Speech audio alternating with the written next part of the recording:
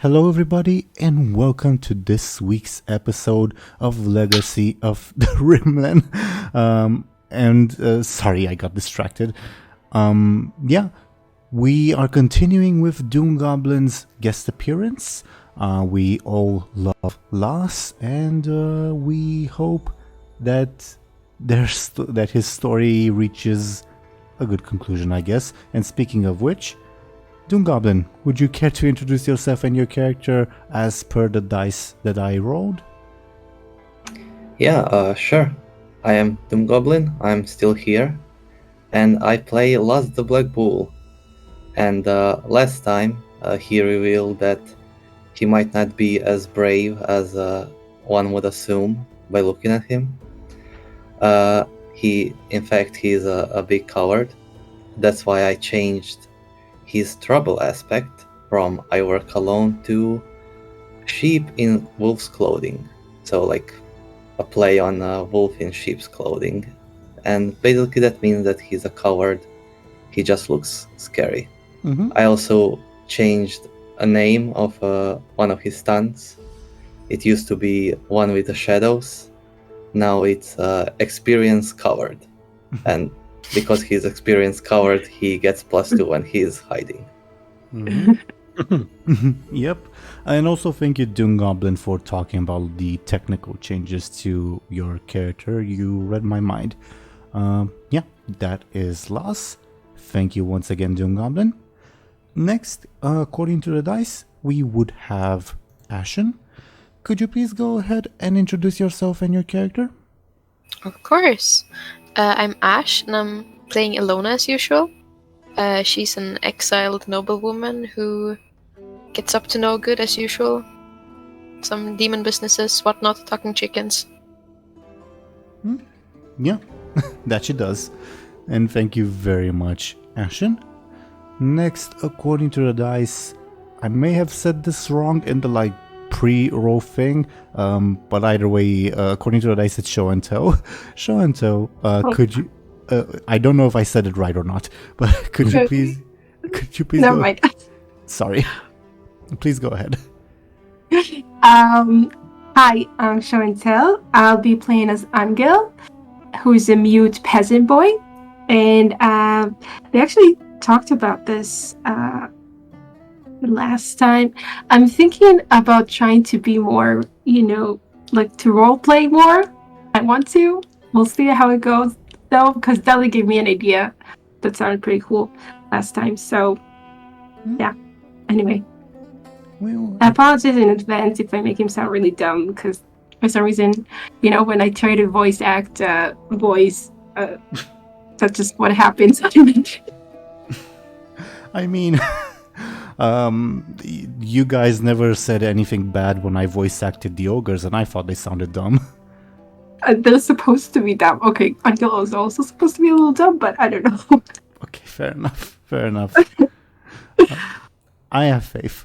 We'll see either way. Okay. And also, you don't have to force yourself to do a voice or whatever. Act natural in whichever way makes you comfortable. Makes sense? Okay, I'll try. We'll see. I'll try. Okay. Thank you very much, Show&Tell. And speaking of actual voice actors, Deli, could you please go ahead and introduce yourself and your character? Of course. Hello, everyone. I am Deli, and as usual, I'm playing as Muninn, the Eastlander. They are from the university. Well, they're from Brightland, and they're a traveling scholar from the University of Brightland. And they love making their brain bigger and also not telling people vital information. Yeah, I guess so. Thank you very, very much, Deli. So, last time, the previous time when you met Lars, you encountered a big wolf. Last time we dealt with the aftermath of that. You reached a big city. You tried to tell the lone guard you saw at the entrance, and you were lucky he didn't ask for a bribe because he didn't particularly believe you. Then you tried to warn the first boyar whose estate you came across, but you were denied entry at the front door. You told the guard, say there's a big wolf, but you weren't allowed to enter, even though Loss was with you. And then you decided to go to a tavern, needing a drink, understandably so, where we found out some interesting details about Loss that no one else knows until now. If I'm not mistaken, Loss revealed it because they were terrified of the giant because of the giant wolf, if I remember correctly. Yeah.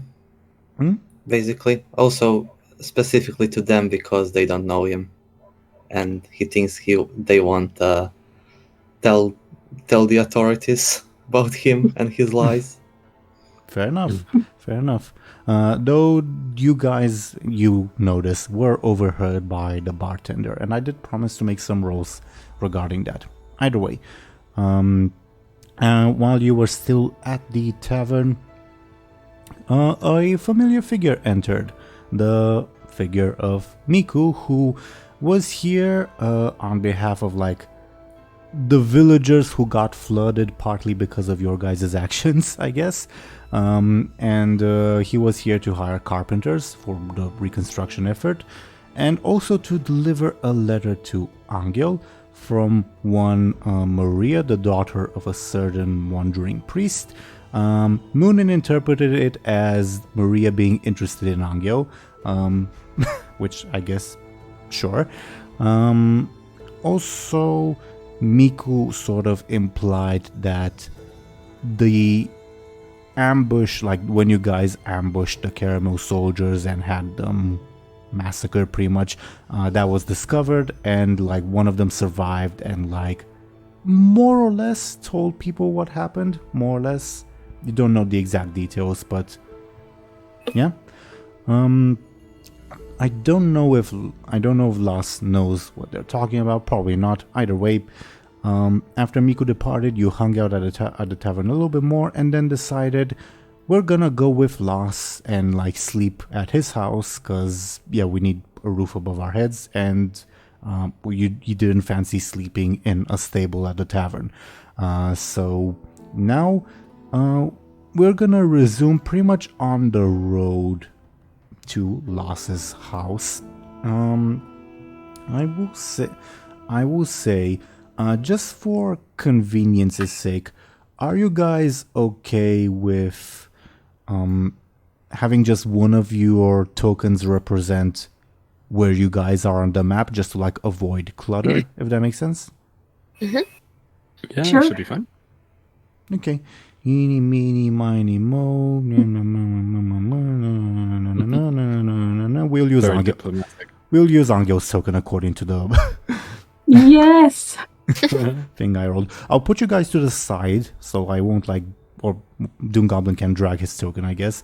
I'll put you guys to the side just in case, you guys ever separate and we have to represent two groups of people or whatever else. But for now, we'll use Anghel to represent the entire party. Right, everyone? Yep. Yeah. Sweet. Hell yeah. And I'll also move Miku because he said he'll be in the market, so that's where I'll move him. Okay, so as we resume, it's currently nighttime. Not too many people on the streets. First of all, because it's nighttime, so there won't be anyway. Second of all, because there's a big plague going on. That's no good. People can't really walk around very much, I guess. Yeah, you guys are pretty much by yourselves on the street, poorly illuminated at that. But do let me know. I guess we should do the usual thing to sort of warm up, and I'll ask you, what's going on through everyone's minds. If that's alright with everyone. Do you guys have any volunteers, or should I pick out who should we go first, or random order? You guys tell me. I think random order, not speak for everyone, but random order seems the fairest. Sure. Yeah. Mm-hmm. Okay, then I'll roll dice. What do the dice say? 4, that is Loss. Because I'm judging by the order on screen. Yeah, sure. Last time I said that Loss looks I basically, last time I described how Las looks. Now I'll say how he feels. He's scared. He's he's terrified because there's a monster outside of town. He's with some, I guess, strong individuals, so he feels a bit safer, I guess.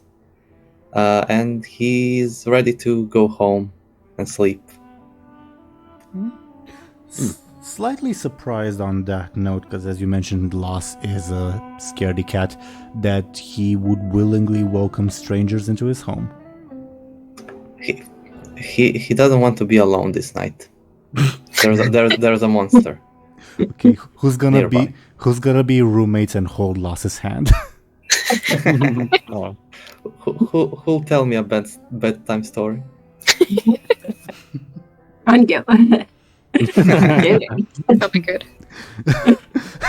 I'm just imagining like Loss lying in bed with Anghel sitting on a chair next to him, Loss expecting a bedtime story, Anghel starts gesticulating wildly, and Loss thinks, oh, he's casting magic or something, this is scary. Anyway, thank you, DoomGoblin. Let's see what the dice say now. D3. Let's see. Illona, according to the dice. So, Ashen, what's going on through Ilona's mind at the moment? I think she's a bit in her thoughts about Miku, because it kind of hurts to see him again. Like, was a part of the party, you know? Then the fight happened, and now it's there again, and Ilona's like, ah, shit. Bitter memories. Speaking of shit, he did beat it out of Illona. And also, I just realized I forgot to refresh your fate points. I'll do that right now. Well, thank you. Now, last session, you, Ashen, mentioned that Illona wanted to say something to Miku, but in the spur of the moment, you forgot. I still don't know. I have thought about it, and what did I want to say? No clue. It's gone. Oh no. If you ever remember, you know where to find him, I guess. 2 years from now, I'm like, oh yeah! Letters exist. Miku did deliver one to you guys. I'm sure you can find a way. Or we can rewrite history and have a flashback while you're hundreds of kilometers away or whatever. What did you two talk about back all those years ago? I don't know. Oh yeah. Anyway, thank you, Ashen. Let's see, what did the dice say? Muninn, according to the dice. Okay, so I think Muninn is very eager to speak with. Let me double check my notes. Muninn's very eager to speak with Akesius, and also Muninn is kind of looking forward to possibly writing this letter for Anghel, if he wants Muninn to do that for him. Just because hearing what Anghel would like to say to the priest girl would, I don't know, it's just interesting. I'm here for the juicy details too, don't you worry. Yeah, okay. I'm not the only one. Okay, cool. So yeah, I'm looking forward for that. Also, very eager to speak with Akesius. Duly noted. And next, no dice required. Show&Tell, what's going on through Anghel's mind at the moment? Well, he's trying not to freak about the letter. He's trying to think what he wants to write her. Mostly he thinks, I don't want to write anything. What's she want? What am I doing? And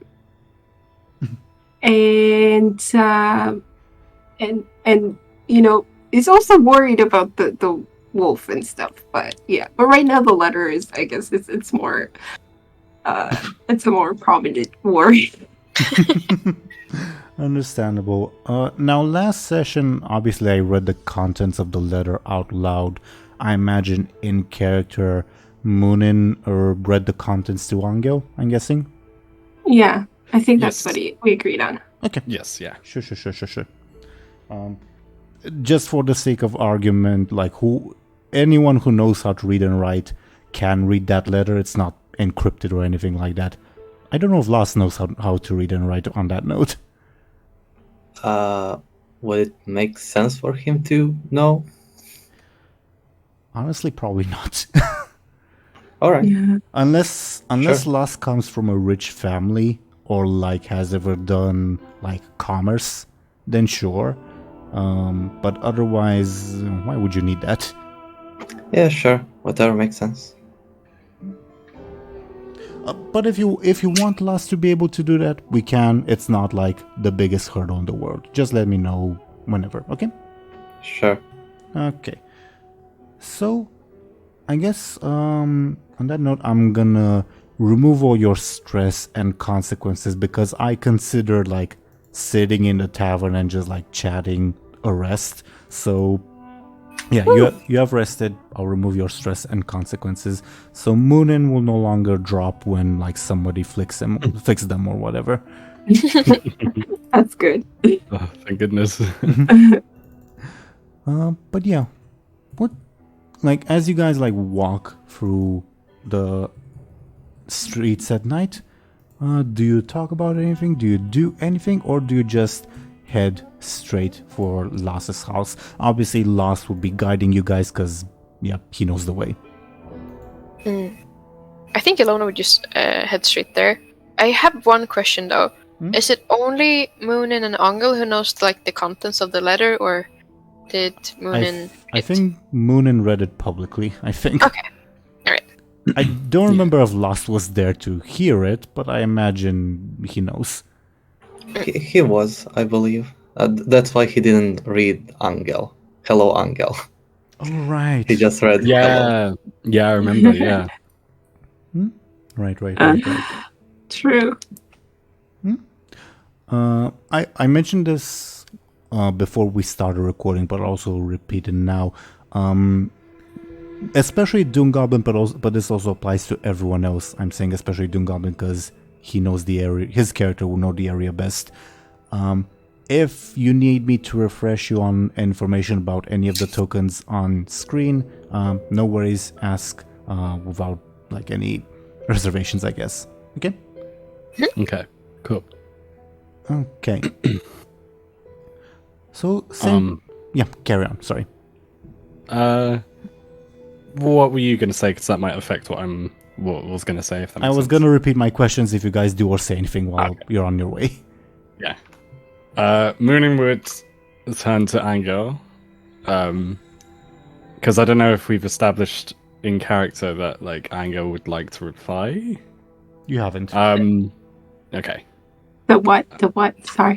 That like I don't know if we've. I was saying I don't know if we've established that Anghel would officially like to reply to the priest girl like in character anyway. Mm-hmm. So I think Muninn would turn to Anghel and ask like, so what are you gonna tell her? How are you gonna respond? Like obviously assuming that Muninn's assuming that you will reply at all.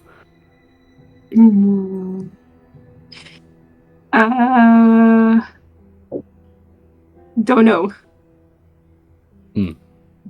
Well, I mean, try not to break her heart.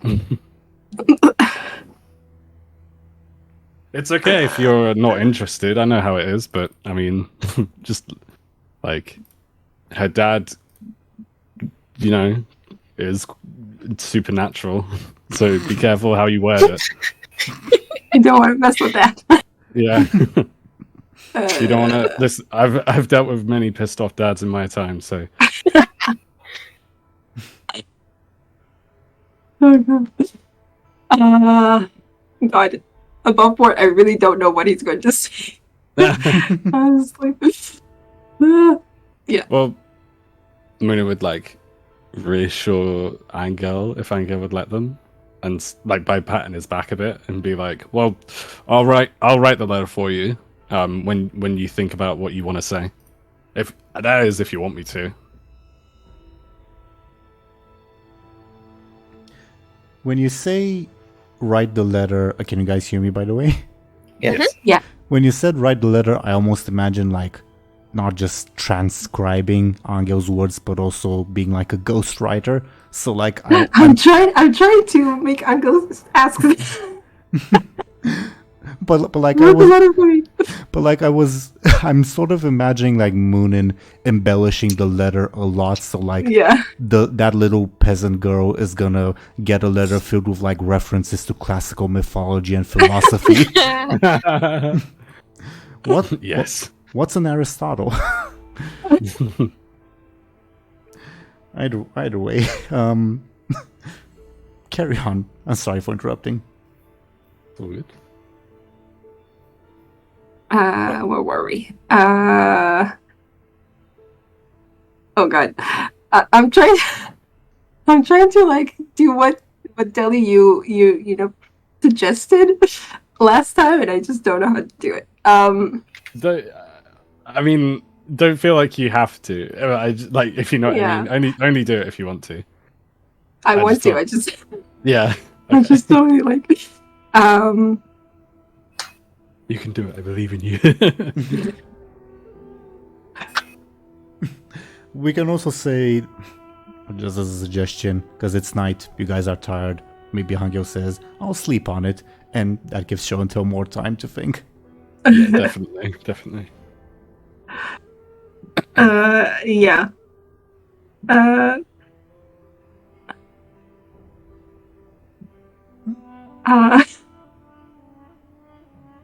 No, we can do that. No worries. Yeah. What about Illona and Lass? What are you guys doing while this is happening, or are you just like walking silently? Did we hear their conversation? Up to them. Were Or you what? like, were Anghel and Muninn trying to be whisper and be like secretive, or were they just like, oh yeah, whatever?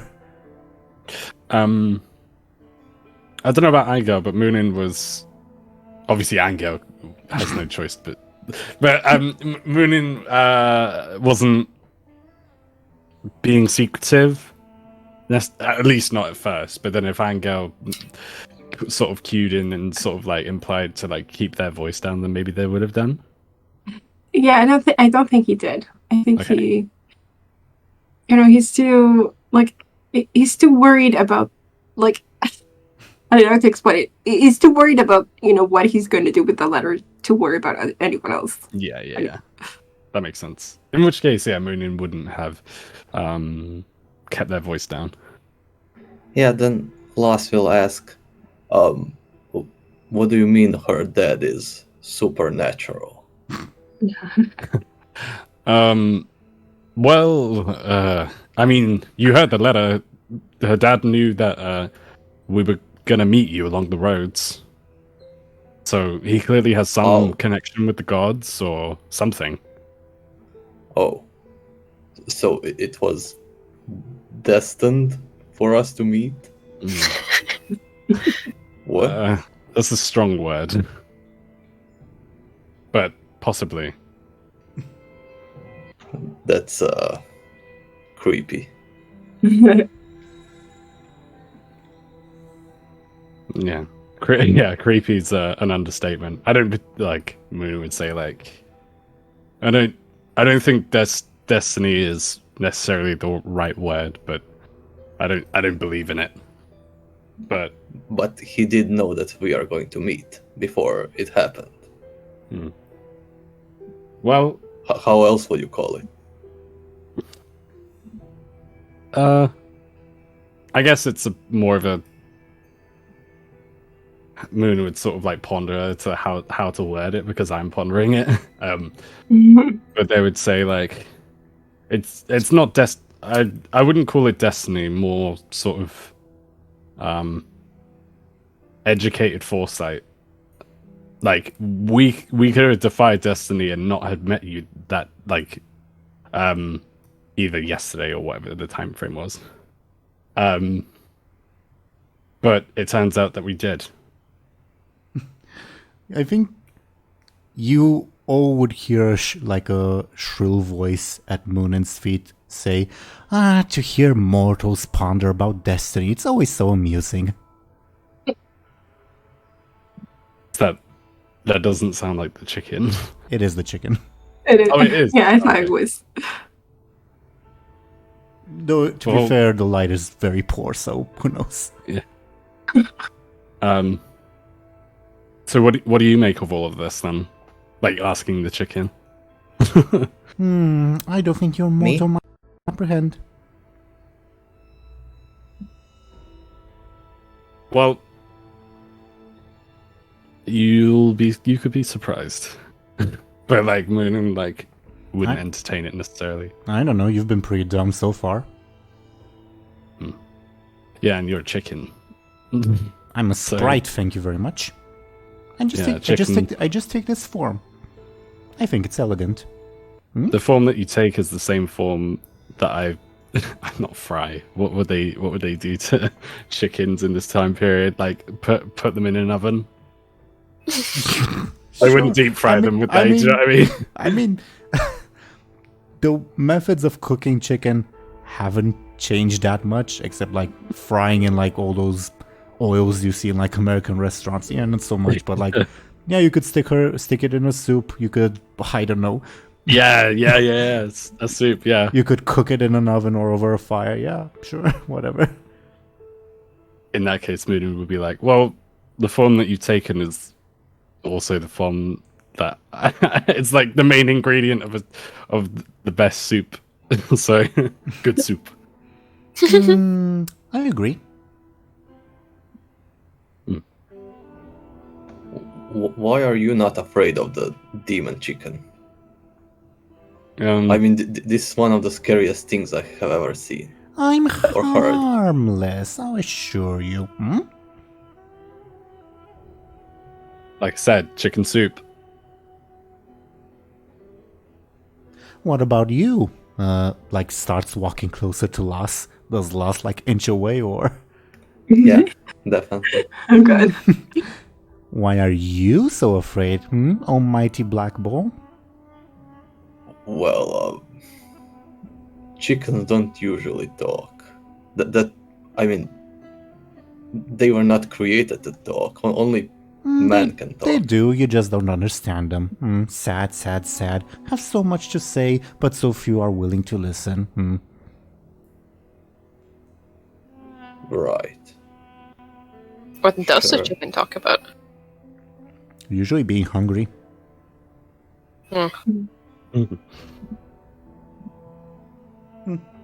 Surprisingly Why insightful. Why can you talk? Because I'm a manifestation of the mistress's will. Yes, not exactly a chicken. The mistress that commanded me to spill your secret to someone, remember? Yes? Oh. Who did you tell? What you got for me?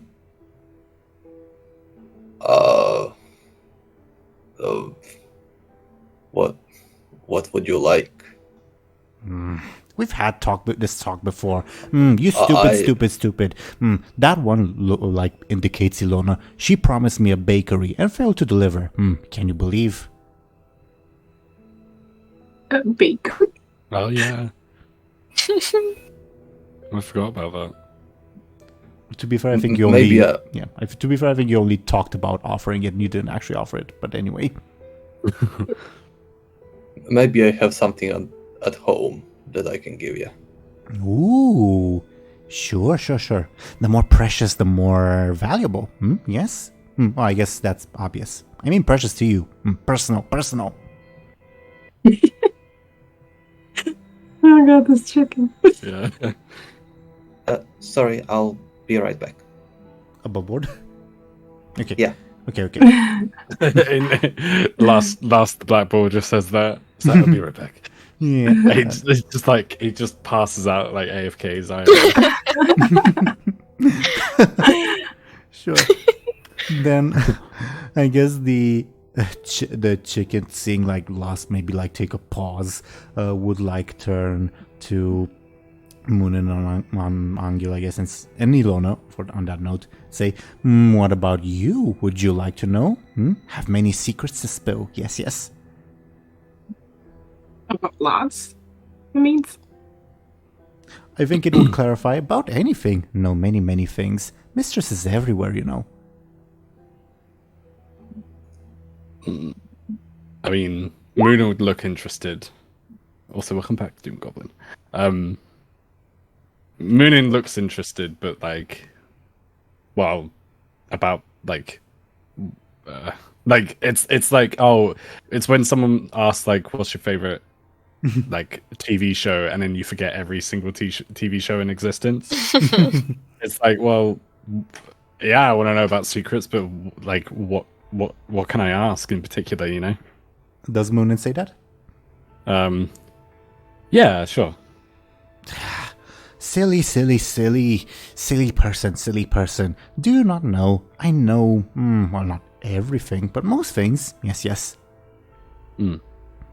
Well, not like, don't ask me like, oh, what did like, oh, ancient Rimlen do at the Battle of the High Bridge? Don't really know much about that. That more Cassius's thing, you know? But me know many things.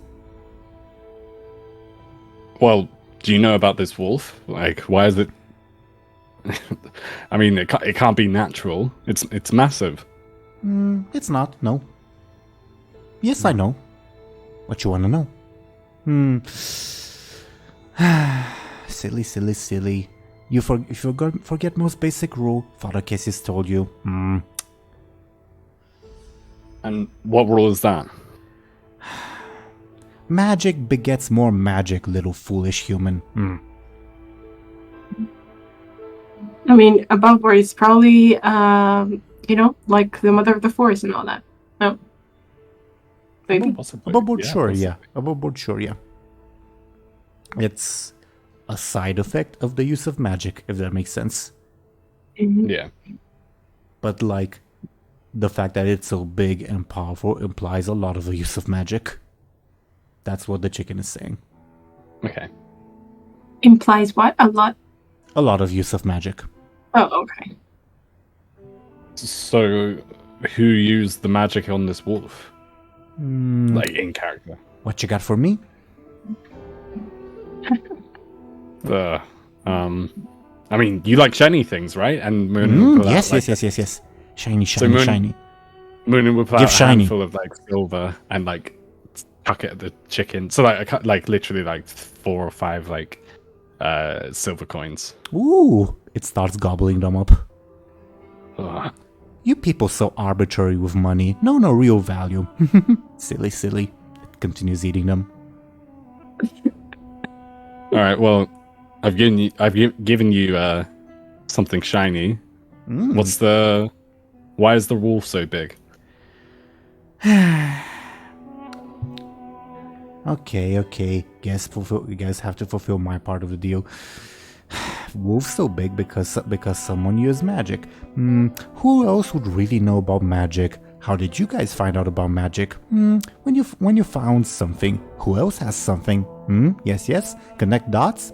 Yes. Oh shit. That would be crazy. Could I? Oh, it's the boyar, basically. Possibly because of the. That's what the chicken is implying. Orb. Yeah. The Well, orb. rather it's implying whomever owns the orb, which may or may not be the boyar. Damn. Do you know? Oh. Muninn would ask, do you know who is in possession of the orb? Assuming that the chicken knows what the orb is. Of course it does above board.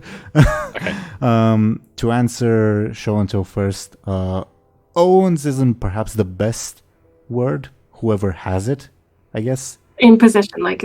Yeah. Deli said, yeah. And to answer Deli, the chicken would say, just give me 4 or 5 silver. Not enough. Barely tip for services rendered. Yes. Not enough. What is the chicken talking about? What orb? What magic? Big magical sphere thing summons demons, little scared man. You interested? No. I'd hardly call them demons, like Muninn would. No, they're not. What They're would not, you call them? They're not really demons, but in your language, little scared man, closest term.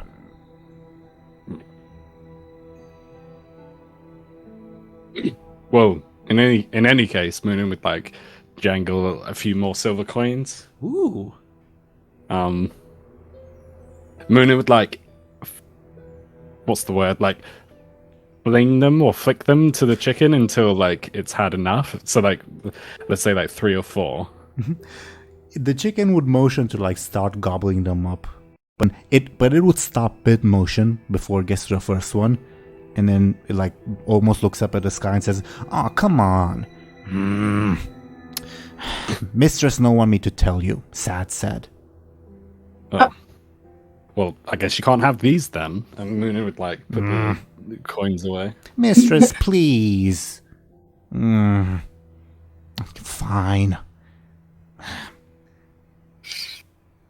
Looks at Illona. Mistress wants me to say hello. Greetings back. Kill more people. Also, Mistress says. How about we get to my home before we say anything else? If someone sees us talking to a chicken, they're gonna burn us at the stake. Sounds good to me.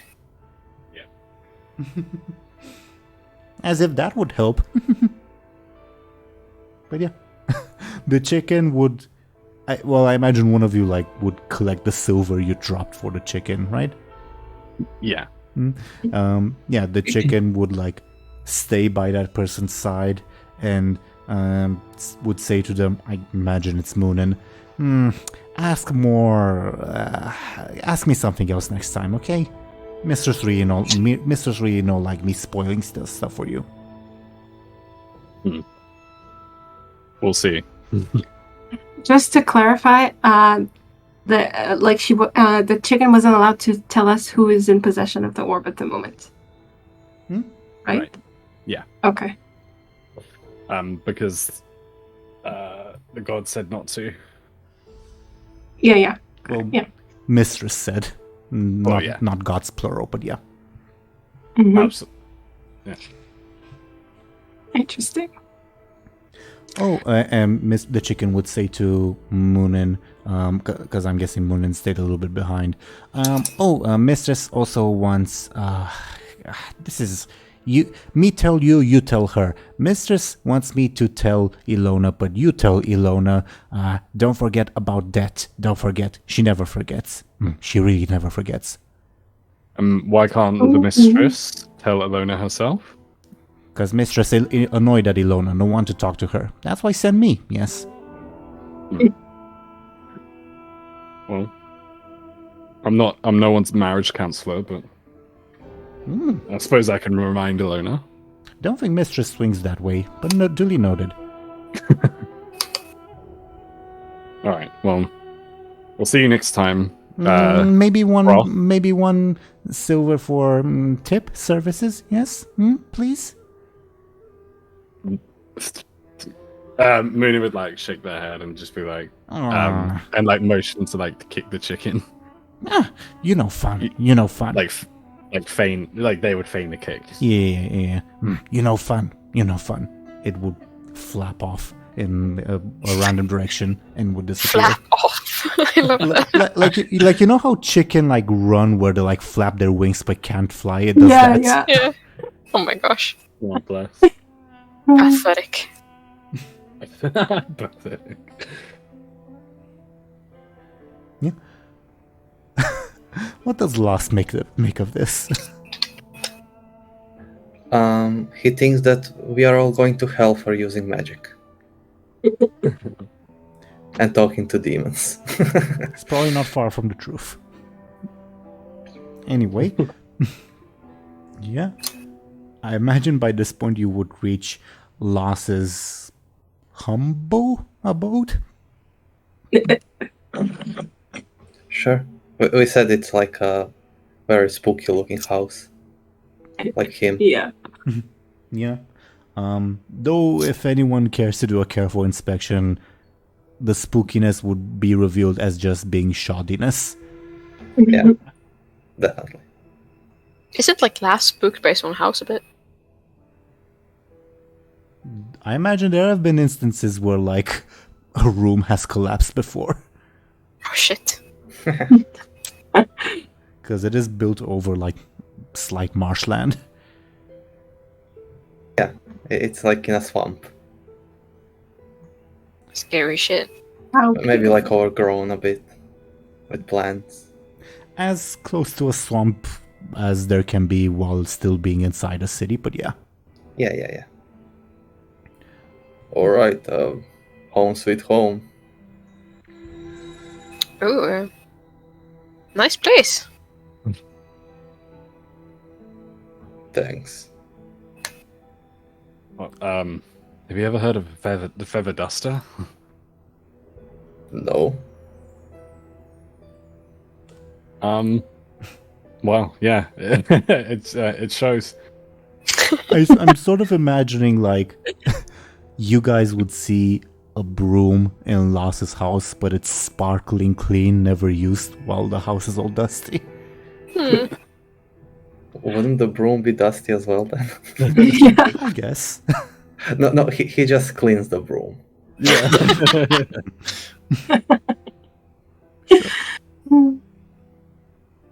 Either way, you have arrived. Guys let me know if you'd like to like skip over to the next morning, or if you'd like to interact any more tonight, etc. Yeah. Like, how do we sleep? Does he have like guest rooms for all of us, or do we just sleep on the floor? How? I don't know.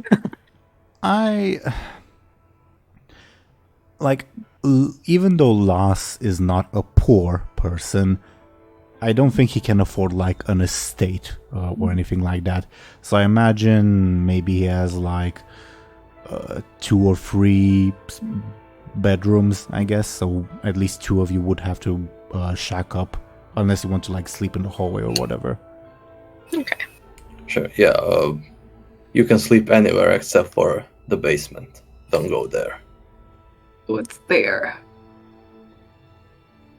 Is your friend trying to say something?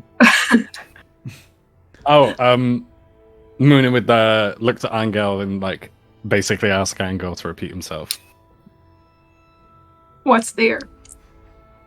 Anghel gesticulates wildly in Lass's eyes. My friend asks, "What's in your basement?" A bunch of frogs. Oh. I love frogs. Not in character, but out of. I don't like them. I haven't been there for years. Oh. Well, maybe we'll be able to sort them out for you. It would be cool if they were like poison frogs. I don't know. On board. Yeah. But you didn't try to get poisoned and see if they're poisoned? Yeah. That would make. I mean, we could like harvest their poison. I don't remember what's the difference between poison and venom. On that note. Yeah. Oh, Frogs would be. yeah.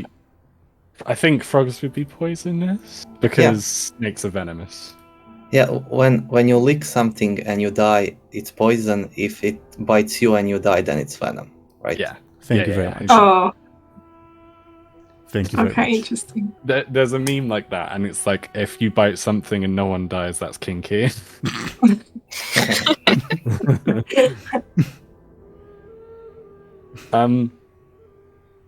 I think Muninn would volunteer to stay. So like Muninn would volunteer for everyone else to like pick a room for themselves or like pick a bed for themselves.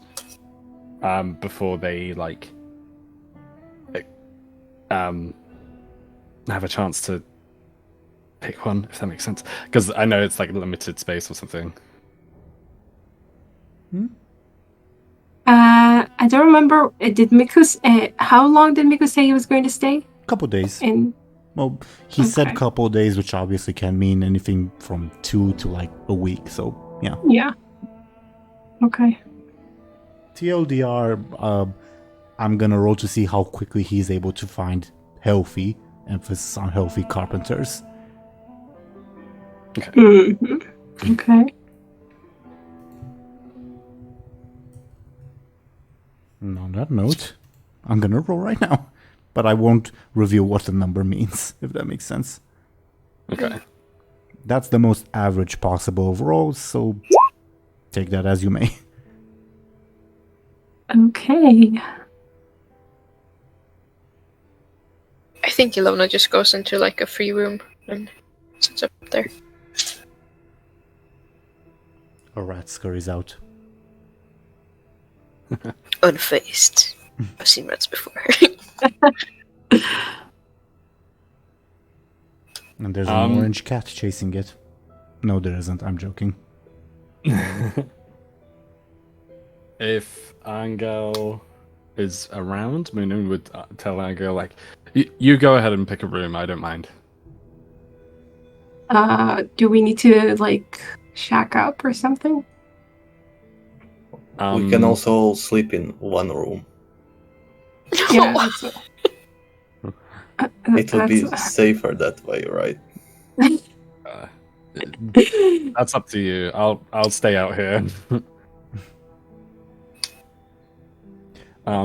Just for above board context, Anghel has probably spent his entire life sleeping in just one room with the rest of his family. Yeah, exactly. He doesn't mind. For Muninn and Illona, though, I imagine would be a little icky.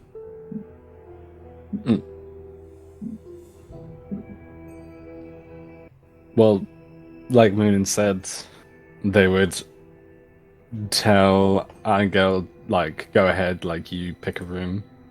And I think Muninn would, like, day out in, like, the living room area, if there was one, like, or, like, the closest thing to a communal area there was, you know?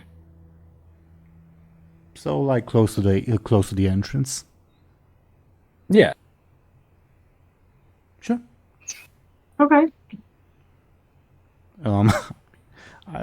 I imagine Lars has at least some basic furniture, so I guess Muninn could sleep on a chair or something. Yeah. Yeah. He also has like a... I don't know, it should be a carpet or like a trophy on a wall. But yeah, let's say a trophy of like a black bear or brown bear, I don't know. Nice. It's a dead bear. Could I inspect it to see if it's real? Like, if you know what I mean? Is it real, Lars? Yeah. Okay. Feels real. Muninn would do that thing where, like, you know, where, like, I'll describe it, but there's a meme where Obama does it. You know, where you purse your lips in like a not bad like kind of way. And then sort of sit on the nearest chair or sofa or any kind of thing. And like, if no one's around, they would like pick up or pull out one of their books. Sure. Yeah, reading by candlelight is always a bit uncomfortable, but you can do it. I think you did recover both books, if I remember correctly. Yeah. So with great effort and bloodshed. Sure.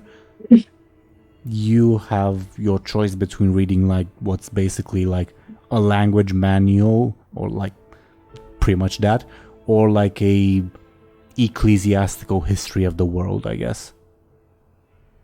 If I read the language one, is there... I don't know if you've established this before. Is there like a sign language? No. Like, no, okay. You've like heard of references of like, oh, deaf people communicate with each other by like motioning to each other, but it's not a science. Like okay. In this setting, if that makes sense. Yeah, that makes sense. I think Muninn would still read the language thing. Sure. Duly noted. Yeah. Illona, Anghel, and Lars, how do you spend your evenings / night? You can just go to bed if you'd like. Up to you. Sure. If everyone goes to sleep, so will Lars. I think Illona also do that, but I think she has trouble sleeping. She just like looks up into the roof, like the whole situation is just like weird right now. Yeah. Anghel is tossing and turning. I think he's at some point he starts carving because he can't sleep. I'm sort of imagining that like Lars will wake up in the morning and see like carvings in the wall, not necessarily because it's most likely made of wood, but I assume Anghel wouldn't damage their what's the word? The opposite of guest. Their host's house, I guess. Yeah. Hosts. Yeah, I don't think he will. Maybe I don't know. Maybe he probably collects, pieces of wood that he finds. Makes sense. Yeah. Shall we quote unquote fast forward to the morning? Let's do it. Sure. Yeah. And very early in the morning, I guess Muninn would hear it because they're close to the front entrance. You will hear like loud knocks on the door. Are we all awake? This is very early in the morning, like intentionally. So only if you're awake, only if you're an early riser, if that makes sense. Yeah. Okay, maybe Anghel kind of fell asleep eventually, I guess. Muninn would still be asleep, but this would definitely wake them up, I think. And as they wake up, they're like, like sort of really groggy and like wiping their eyes and everything and being like, "Who is it?" Can I get a sneaky from you? Yeah. I'm nervous. Oh! Oh, wow. What did you roll? Because it hasn't shown up for me yet.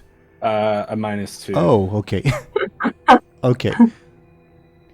You don't hear a reply. Can I get a careful from you? Yes. Am I trying to find something or look for something? Would you define like listening or hearing as falling under that? Yeah. Okay. Okay. In that case, I will roll a careful. Please. I got a 1 technically. I rolled a -1, but I add a +2 to that. You hear nothing. Okay. Could I Who's walk there? to the? You hear after a while, like 20 seconds. Who's there? Did he say? Or did they say? I don't know. I could ask the same thing. This isn't your house. Open up. Where the boy are? Let me give me a minute. Open this door right now. Yeah. Give me a minute. They'll try to force open the door because they think the Lass's house is being robbed. Oh, okay. That's why I had you roll sneaky, because you were answering a door that wasn't yours. Oh, sure. Muninn would say, "Let me get the owner of the house. Hold your horses." The door starts to budge open. Starts to, emphasis. Yeah. Muninn would probably like make a break for wherever Lass was staying. You'll have time, but they will break open the door by the time you come back down. Make sense? Yeah, that makes sense.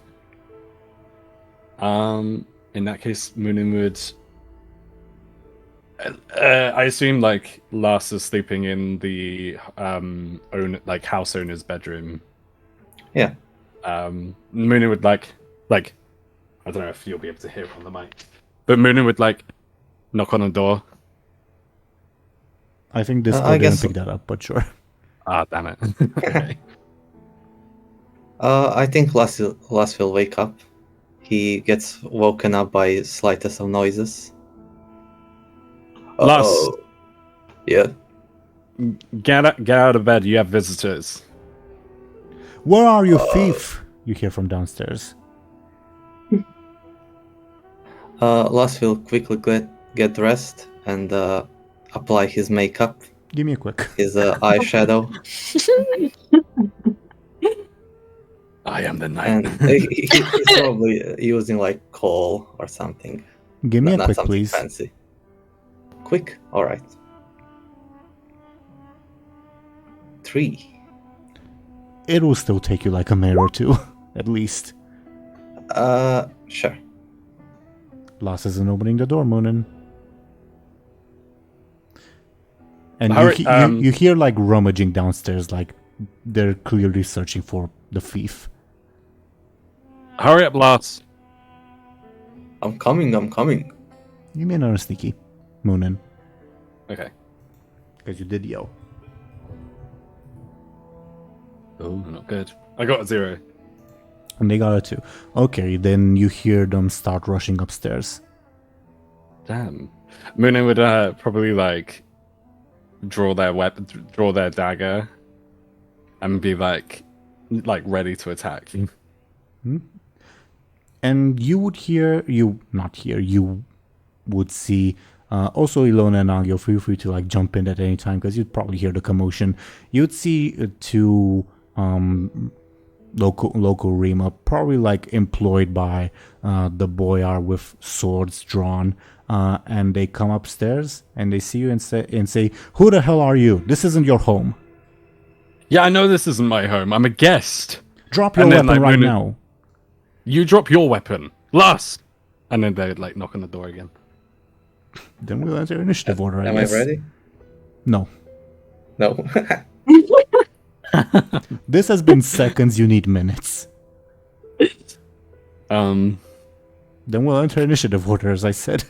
All right. What? Yeah. While I turn on the background music, Illona is the first in initiative order. So what's Illona doing right now?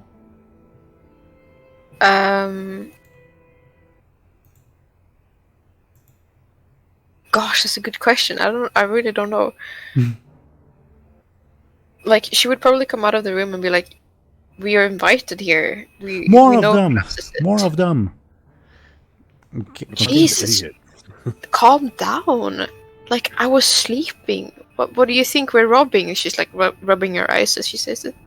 Drop your weapons right now. Like, Illona holds up her hands to show she doesn't have like any weapons on her. Here's your turn.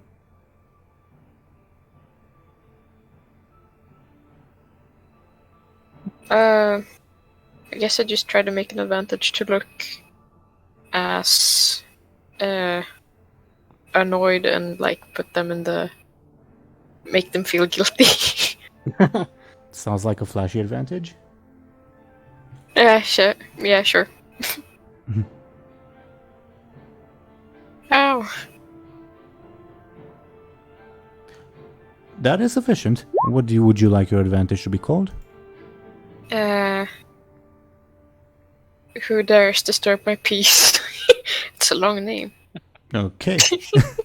And while I try to type it in, Sorry.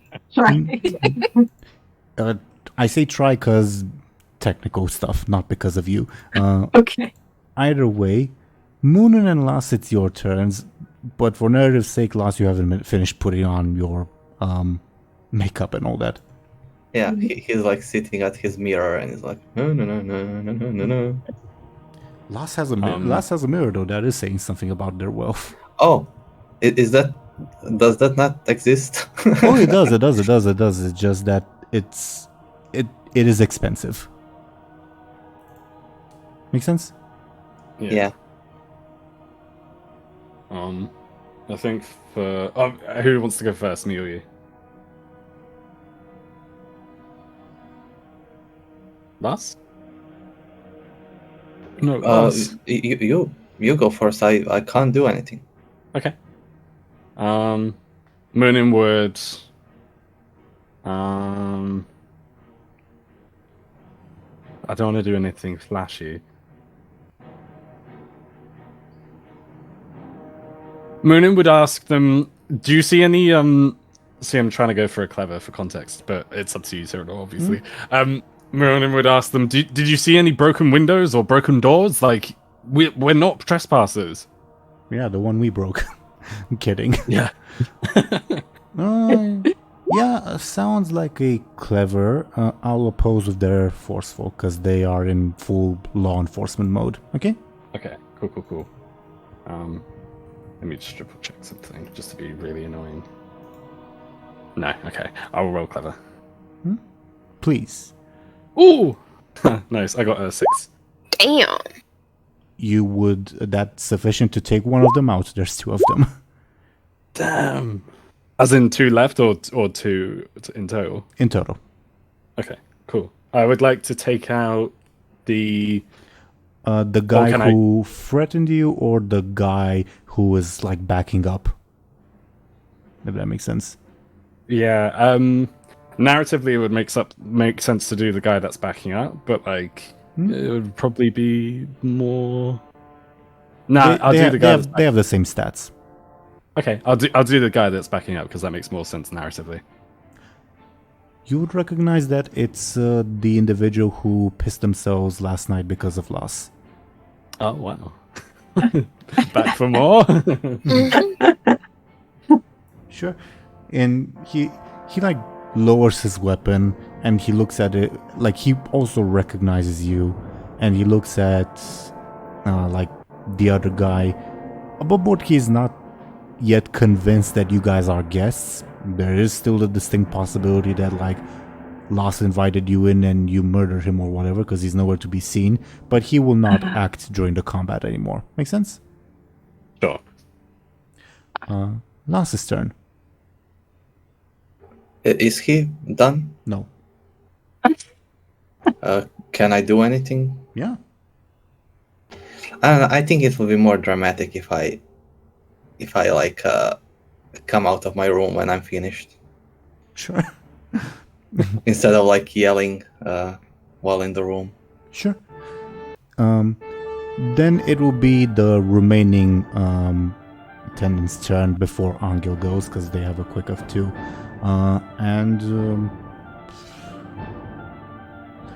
I guess he'll attack Muninn by saying, "Drop your weapon right now, or I will strike." How does Muninn defend themselves? This is a forceful attack. Muninn would try to respond cleverly by saying, right now you're the ones who's trespassing. You're the one who broke into this place. Yeah, sounds clever. Okay. Oh, nice. Tie means they get an advantage. Okay. While I type that in, Angel's turn. Okay, so Anghel like walks out of his room. And, There's more of them. You go get backup.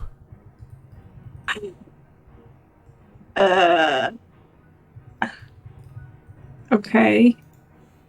Looking kind of confused and sleepy and stuff.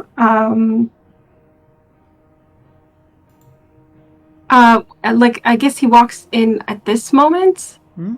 Like when he sees. What exactly did the guy do? Like to Muninn? Threaten him. Oh, just turn it in. Hmm? Like with a weapon though? Yeah, he pointed You his said weapon something at him. about a weapon. Yeah. He has a weapon. He pointed it at Muninn. At them, yeah. Okay. So.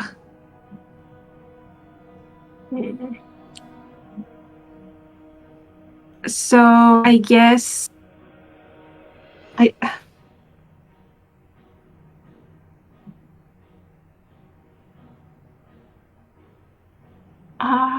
don't know if like to do something like.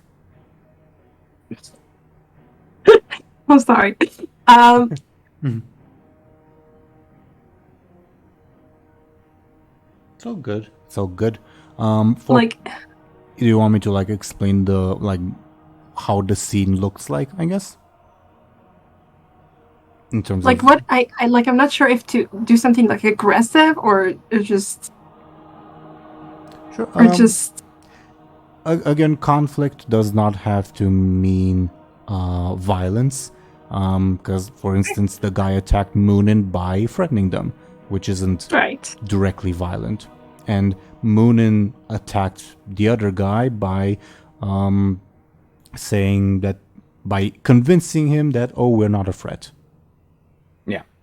Okay, yeah, maybe that's what we should be going for. So,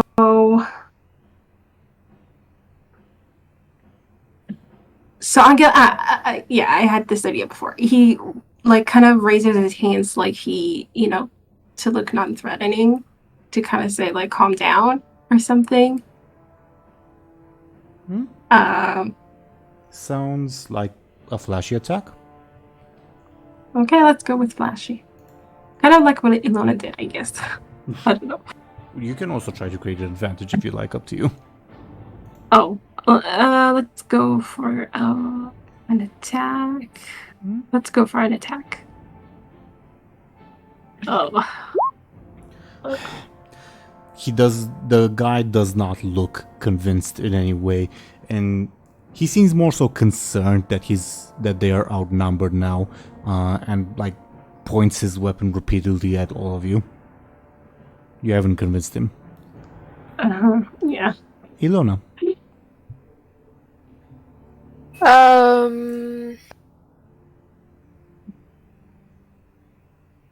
I'll make an attack on their consciousness by being very annoyed. Need to think of something. How does being annoyed inconvenience them? They feel guilty. They feel like, oh shit, we just woke people up. We were such a... Yeah. Sounds like a flashy attack, sure. You know what, I'll go for flashy today. I don't mind. Ho ho! Tie means you get an advantage. Can I use Who Dares Disturb My Rest to like up it by 2? Sure. In which case, I'll use law enforcement to make it even, making, in the end, you get your advantage. Then I'll take another charge of Who Dares. Muninn and Lass, you're not ready yet. Can I like speak? Yeah, of course. While in the room? Of course. All right, I'll do that. Lass will just hear the commotion that's happening outside, and he'll just yell out like, "Who dares disturb my slumber?" Sounds like a flashy attack. Yeah. Should I roll it? Yeah, please. That's a 7 plus 2, I believe. Sure. Even without the +2, it was enough to defeat the remaining individual, and they'll back down. To whomever can see them, they look very scared, and they both recognize loss and says, "Sorry, we thought these people broke into your home." Less people that came to my house uninvited stayed here forever. Look, we just came to deliver a message from His Excellency. We don't want any trouble. We just thought that you might be in trouble and thought we should help. I in trouble?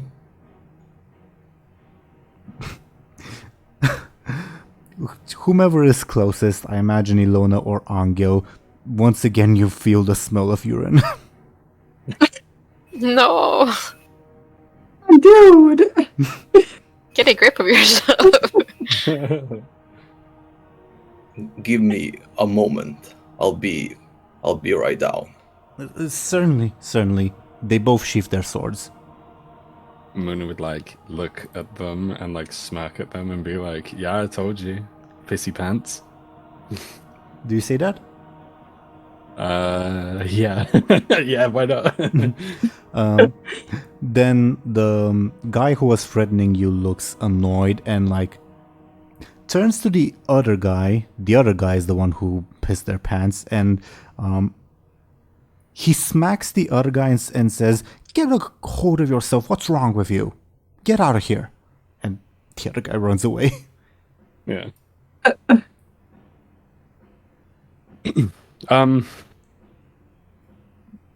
Muninn would probably like walk past them, or the guy, or try to like get back downstairs. He'll allow you, but he'd say, "Could you sheath your dagger?" Oh, Muninn did, as they said, like, I told you so, pissy. Okay. Like, Muninn already did. Okay. That guy has already also sheathed their sword as well. Okay. He's kind of just like standing there awkwardly staring at Lass's door, waiting for Lass to come out. Muninn would like, as Muninn walks down the stairs, they would say like, actually no, I was gonna say,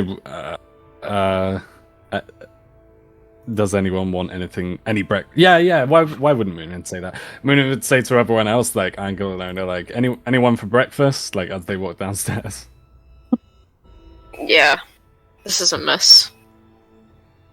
All right, well, I'll get a fire going if there is one. What do we still have? What food do we have?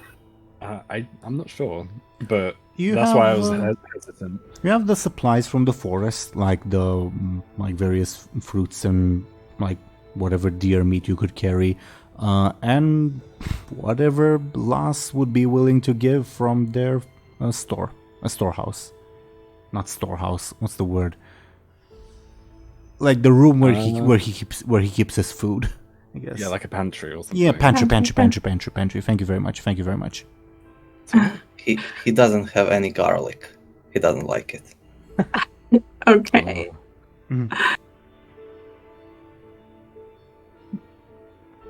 That is slightly unusual. Garlic is like the most common like condiment you would find around here.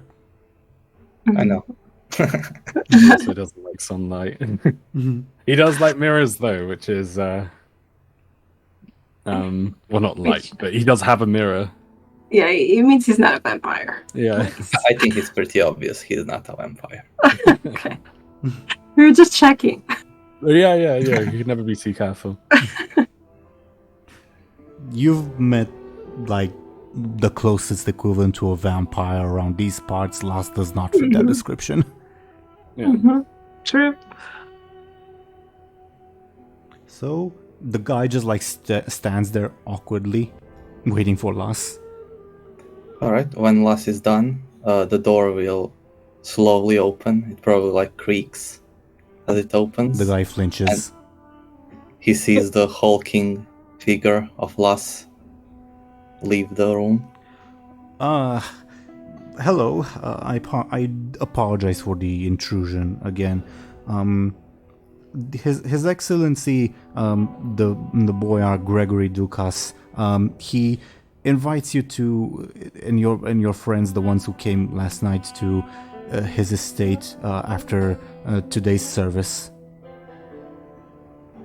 Very well. Now leave. He runs away. Probably trips down the stairs a little. But yeah, above board, it's Sunday, church day. You can expect most of the people in the city to be at church today. Okay.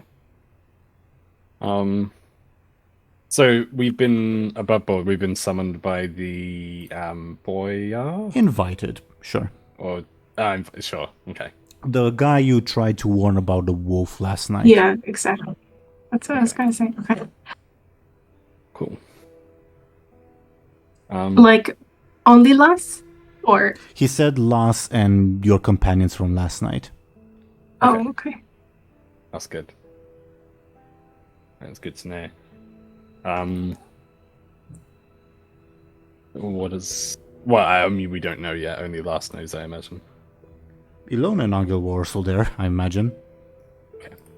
Oh, yeah. I wasn't clear. Like we're making breakfast, or did just Muninn say they would be making breakfast or something? Yeah, Muninn said like, "Oh, is anyone for breakfast?" As they walk downstairs, like inviting everyone to go downstairs. But it's up to you guys if And then they just left them to make items.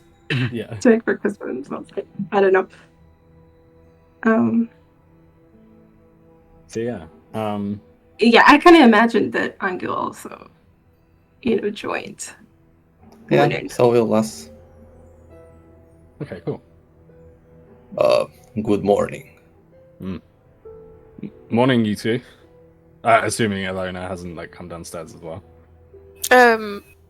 I imagine I did when we talked about breakfast before. Okay, She would cool. join in. So she'd already be okay. Cool. Yeah. Moon would say to. Yeah, like I said, Moon would say morning, you two, to Lars and Anghel. I don't suppose you have any cookery ware or anything speaking to Lars. Pots, pans, anything. It's entirely up to Lars if he's the type to cook food or go to taverns or whatever to eat. He probably has something to cook with. Yeah. Maybe usually he goes to eat somewhere, but sometimes he would rather stay at home all day. Yeah.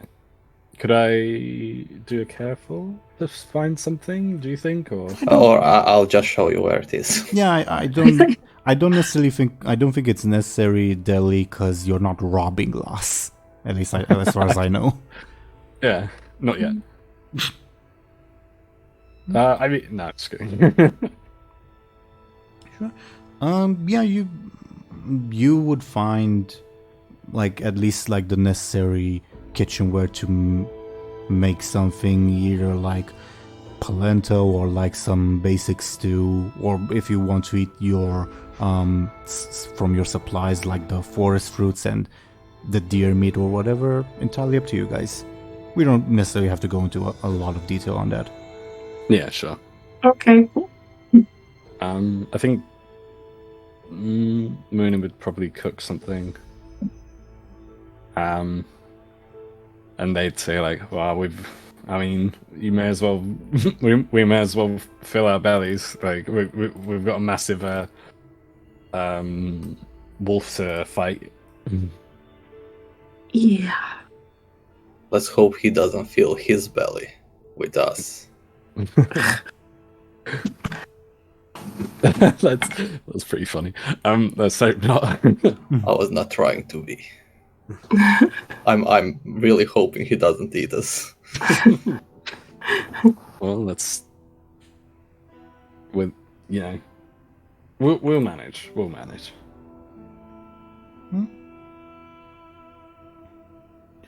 Above board, of course, feel free to interact among yourselves and talk to each other if you'd like. I would just say for the context of the world in general, I guess. It's currently very early morning, these guards, or attendants rather, specifically came very early in the morning before church because they thought, oh, you guys will certainly be at church, we don't want to disturb then. After the service is done, you are invited to the boyar. Of course, you don't have to go to church, or you don't have to go to the boyar either. But that's what's going on in the world in general, I guess. The sun's just starting to rise, which means it's very early in the morning because it's summer. Okay. I don't. Less. I think less would make sense that he believes in the god, but I don't think he is super worshipy. Yeah. Again, it's entirely up to you guys if you want to have some world context. You're if you're a local, you're kind of expected to be there because it's the day and the time when the entire community comes together. The only exceptions are if you're sick, although in that case you'd probably go even more so because you're hoping to get healed, or if you're traveling, or if you're a foreigner and obviously you don't follow that religion. Yeah. Okay. So to answer your question, DoomGoblin, yeah, Lars can be the type to not go to church. Nobody would bug him about it, because he is Lars. You don't want to mess with Lars. But I imagine, at least growing up, that would have been kind of expected of him. Definitely. Doesn't mean that he has to now, just like providing some context. Make sense? Yeah. More or less the same thing with Anghel on that note. Yeah, but they don't expect him to show up. No, because obviously nobody knows you're here, but throughout your life, willingly or not, you've gone to church on Sunday. Mm-hmm. Yeah. Then Lars will ask, like, does your demon come during church hours, or is he like forbidden to come to Earth on Sunday? That last one's a good question. Whoever is interested in speculating, feel free to give me a clever. Yes. Could I have a +2 on that one as well? Let me check the wording, because I really don't remember the wording on your thing. My apologies. It's okay. Recall or decipher something? Yeah, it's related to recall. Yeah. Oh, okay, cool. Okay, clever. 3 + 2. Does Anghel roll, or does he head empty, only food? Pretty much. Fair enough. Illona and Muninn, both of you know, thanks to your roles. What do you think of like the established religion and these like mythical deities that are speaking in your heads? They're more or less opposites, if that makes sense. So going to the holy place or performing the ritual of one would antagonize the other, and vice versa. Yeah. Interesting. No, he's like asking if at all can the chicken appear now in his house. Yeah, because it's Sunday. It was more of a joke question, but yeah, actually, I'm interested now. To answer the question, you don't know, because the campaign started on Monday. Oh, Well, it wasn't even a week that passed. Yeah, this is the 7th day. yeah. What the hell? That's crazy. I can't believe it's been a week.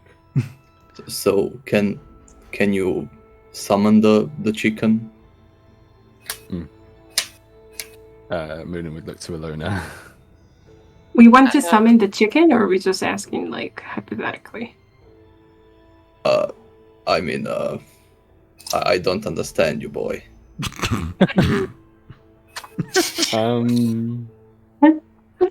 I imagine I don't know. Muninn would ask, what, right now, or just generally speaking? I mean, I do have some questions. Um, You know, I'm pretty. What? Go ahead. I'm pretty new to magic stuff. I didn't know that demons even existed. I mean, I guess I heard in stories, but I never met one. Like, Illona would call out to the chicken, be like, "Oh, chicken! I'm not your servant, you know." Welcome back." Yes, answer is yes. It pops up behind Illona. It looks a little sickly, but it's there. Sickly? Ooh. It like, whatchamacallit, limps, and looks a bit pale. What happened to you? What do you want? I guess it ate silver, right? That's a precious metal.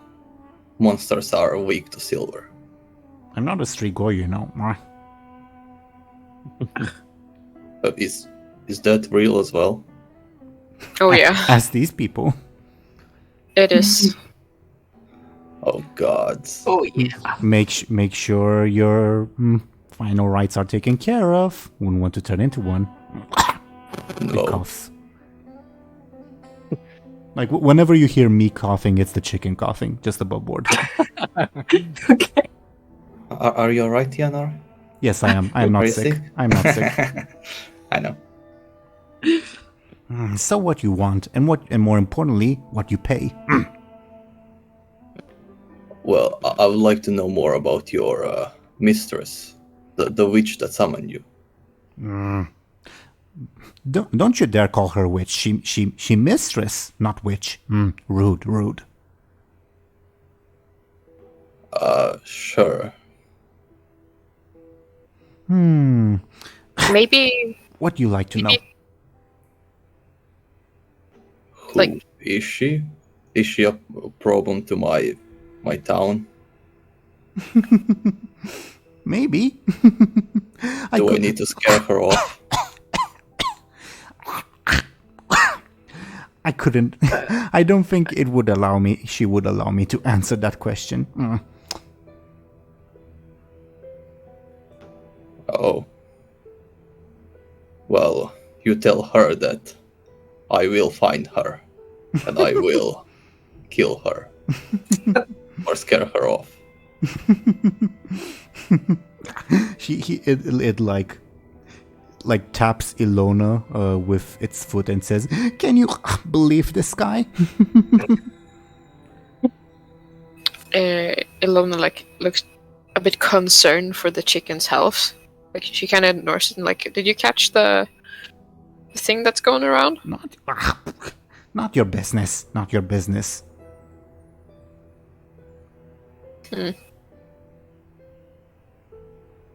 I'm fine. We'll be fine. Mistress not done with you, so can't die yet. I see. What? It's supposed to die? What? I don't take everything it says very literally. Okay. Oh, okay, it was a joke. Sorry. more like a thing of I can't die while I have a job to do. Yeah. Now I get it. Sorry. No worries. I mean, with all the messed up stuff happening, I wouldn't blame you if you thought that. But it says, so, again, questions? Or, better yet, payment? I don't know. I feel like if I speak with you, my soul will be damned or something, so... Probably. Oh god. But worth the price? You want to kill someone? We do, actually. The wolf? That require a big price. But mistress can do it. Yes, again, for big price. I can give you the bear head of the bear that I killed. That good price for me, not for mistress. Mistress no care about bear head. Very fancy though. If you want anything from me, can do that. Can accept that. What can you do? Can you tell us how to slay the beast? There's lots of ways to slay the beast. What's the easiest? Running away?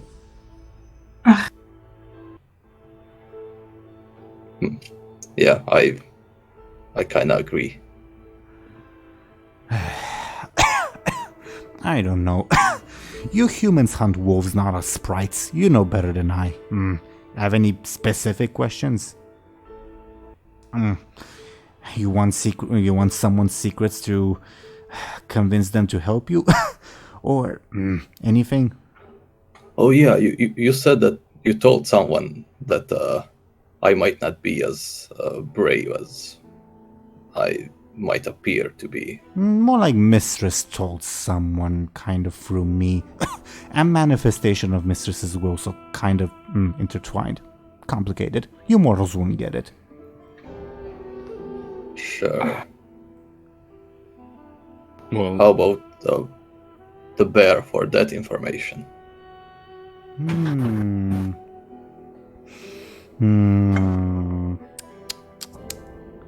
Interesting. Anything else to offer? Is it not enough? I think it's a big ask. I'm open. But anything else?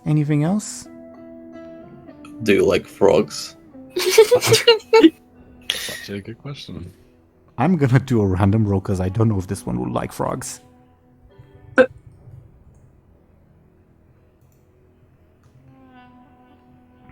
Let's see what the dice say. Oh yes, love them. Oh, slimy and Nikki, perfect. Yeah, I have a bunch of frogs that I really care about, and I'm willing to give them in exchange for information. Give me a sneaky about the really care about part. Sure. 1. Oh. Yeah. Only if you catch them and bring them and feed them to me. Yes.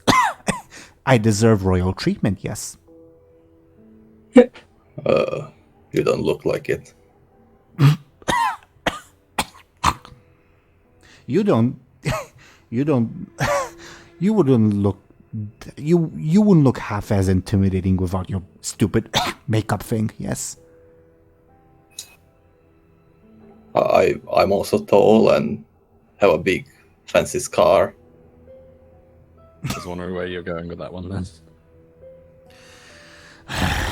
So bare head and live frogs to eat in exchange for secret, yes, acceptable. All right. Can one of you guys go and get some frogs? I'm on it, Illona says, entering the basement. Really? Okay. I'm glad I did that little joke. We established that he has frogs. Yes. Yeah. Illona, you come into a basement that's probably a little flooded, like you come into a miniature marsh, and you can probably immediately tell, like Loss's house is probably gonna collapse in a few months. Oh. But yes, there's like an entire small ecosystem here. There's probably even like a hole in the wall allowing sunlight to come through. Not an intentional one, obviously. Yeah, and there's plenty of wildlife here. So I see the frogs. Yeah, you'd see frogs around and a bunch of other nasties. How do you intend on catching them? I'm only asking to see what I'll ask you to roll, if that makes sense. I want to go with like a very careful approach, I guess. Not to say I roll careful, but like try to not to scare them away and pick them up and maybe like put them in make a little like bag-ish of my cloak and just put them in there. Okay, now I'm definitely leaning for careful, yeah. I was undecided between careful and sneaky, but you convinced me that it's careful. No! You... Can I use my birthday inspiration to reroll? Yeah, of course. Yeah, please give me a reroll. And, this is not because Illona cares about the frogs, but I really don't want to hurt them. It's a free above board because the viewers can't see at the moment. And above board, I wasn't gonna hurt the frogs. I was gonna hurt you. Oh. Oh, so it's okay. But yeah, with a free, you are able to gather what you deem to be a sufficient amount of frogs as they're like squirming in like the cloth you made. Nice. Yeah, you were gonna wash that anyway, I guess. I'll go upstairs and like be semi-proud of my collection. Ooh. As they're ribbiting, the chicken like flaps and like probably like tries to like walk up and land sort of in front of you, but like trips and almost falls and says, give frogs now. Illona would like set the cloak down on the floor. In what's probably like the most disturbing thing you guys have seen recently, it like does that thing that like snakes do when they try to eat something that's much bigger than them, and like distends its jaw at an absolutely horrendous and unnatural angle and swallows the frog's whole. Not all of them at once, but one at a time. Impressive. Wow. Probably disturbing more so than impressive. It would take a couple minutes to eat the frogs. I think Illona just watches like in amazement, like wow. It's Yeah, I weird. go too. Lars Any will kind of stop hope? eating his breakfast. Like it kind of holds his jaw like it hurts him. Yeah.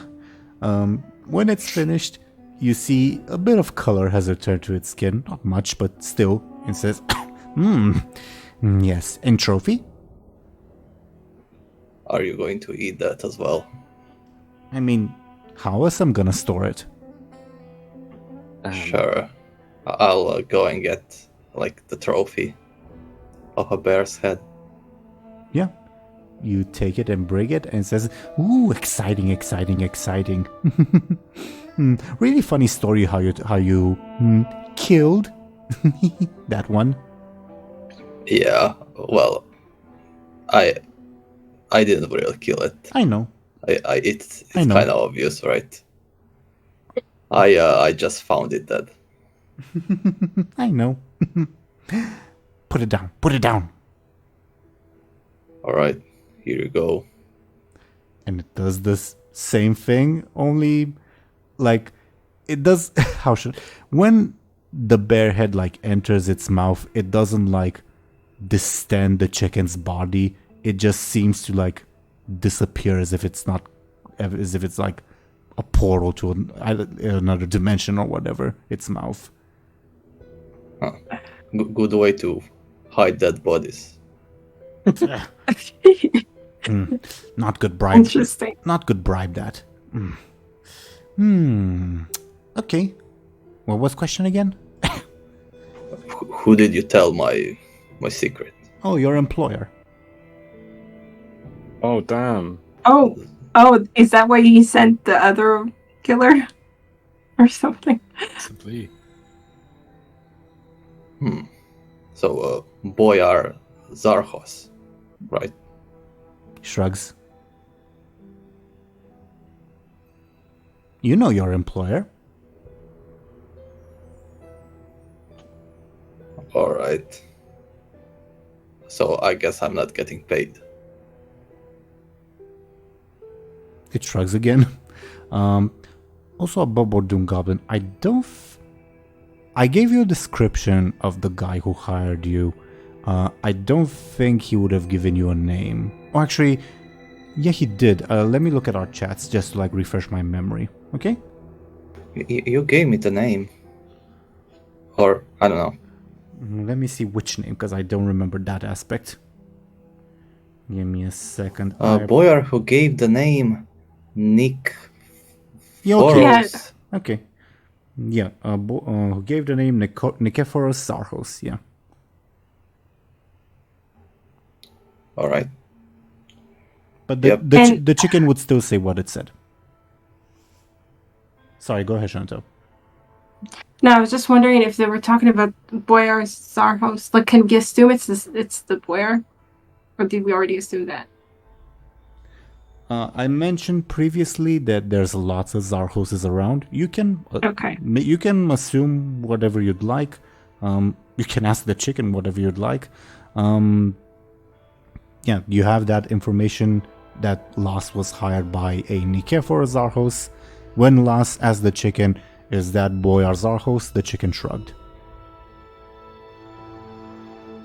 Okay. All right. I guess I should stay away from him. Well, when I imagine when guy he sent to kill you and you looks at the rest of the group, no comeback.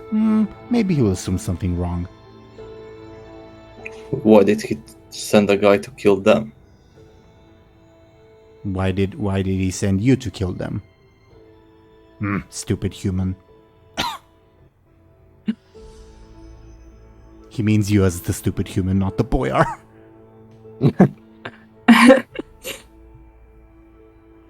Anyway, you can return to your You're not the boss of me.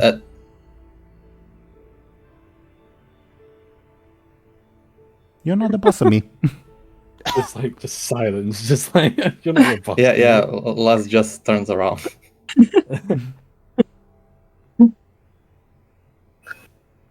Want to listen in on on your conversation. Think will be. So I no leave yet. If I ask you to leave, will you leave? What will you pay me? Oh my god. Jesus.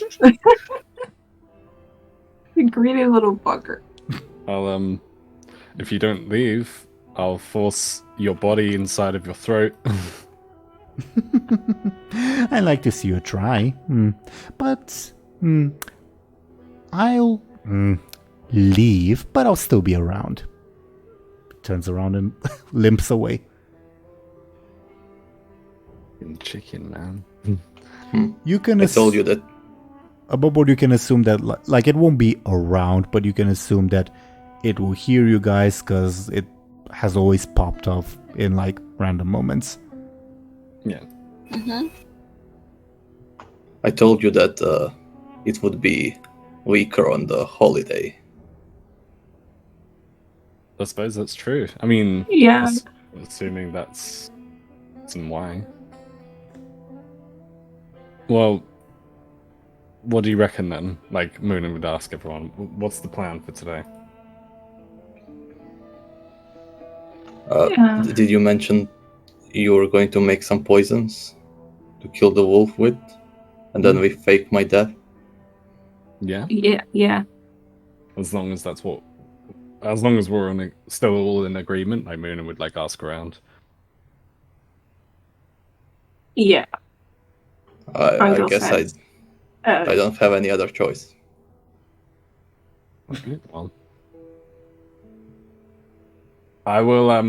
In that case, like Muninn would like, assuming. So I think at this point, Muninn would probably have finished whatever it is they made for breakfast. And I was sort of assuming that you guys were already eating.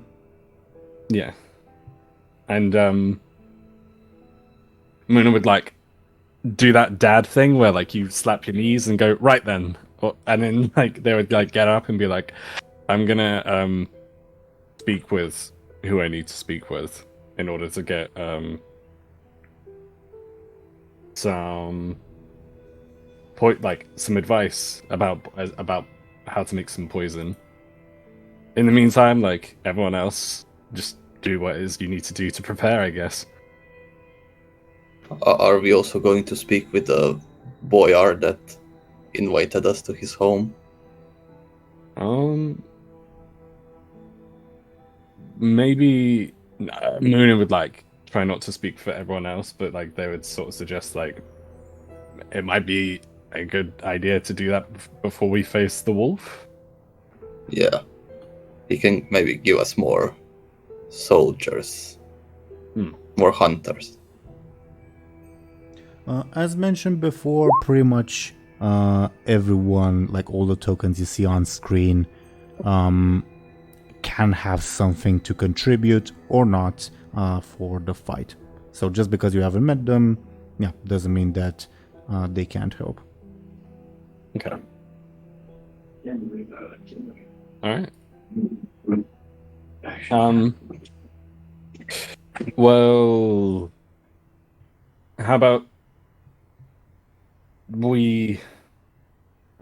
What do we want to do? Like above board, what do we want to do first? Should we set out first, or should Muninn speak with the Cassius? You can do your thing first. Yeah, I think. Okay. Yeah, while we wait for Show&Tell, you should do maybe your thing, I guess. Okay, that makes sense. In that case, Muninn will,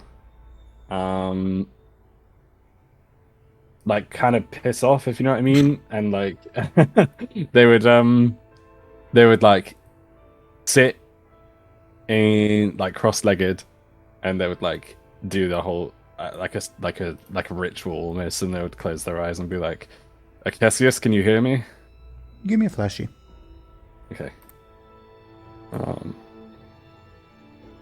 not bad. I got a 4. I always hear you, child. Well, in that case, you must have heard our intentions and our plan to kill the wolf. Always the hero, aren't you? Hmm. You would make your Well- forefathers proud. Muninn was about to interject and say, "Well, if I had it my way, we wouldn't be here." But Muninn would like stop themselves because to take the compliment, if you know what I mean. So Muninn would ask, like, what can we do? Like, I know you're the god of poisons and medicine. Like, is there anything you can teach me? Is there anything strong enough to take the wolf down that you can teach me? Perhaps. I can teach you. I could. If you are patient enough and if you wait for tomorrow, I could teach you something for tomorrow.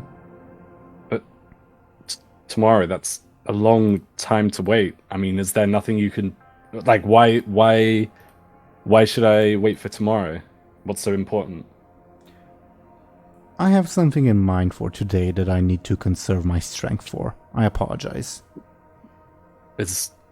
Can you tell me? I cannot. I am sorry. So, what can we do in the meantime?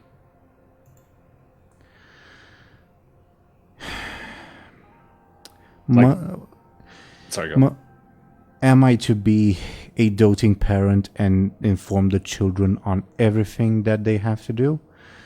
Or shall I let you take off from your nest on your own? Alright. Well, Muninn would like, kind of like loud and clear sort of thing. Like they'd sort of have an expression on their face being like, yeah, okay, I get it. I am known to be doting if I must be. Do you need me to be? He said. You hear like a bit of like disappointment almost in his voice. Yeah. No. Muninn would like shake their head and be like, "No, Cassius. We will fare for ourselves for now, or fend for ourselves, not fare for ourselves." Call upon me if you need me. I will. Yeah. I will. Yeah. Above board. Go ahead. Sorry. Go ahead. Muninn would just say like, "Oh, if you can speak to me sooner about like anything, like just let me know. Like if Cassius's plan comes into place and stuff, like let me know, because I would like to speak to you like as soon as possible."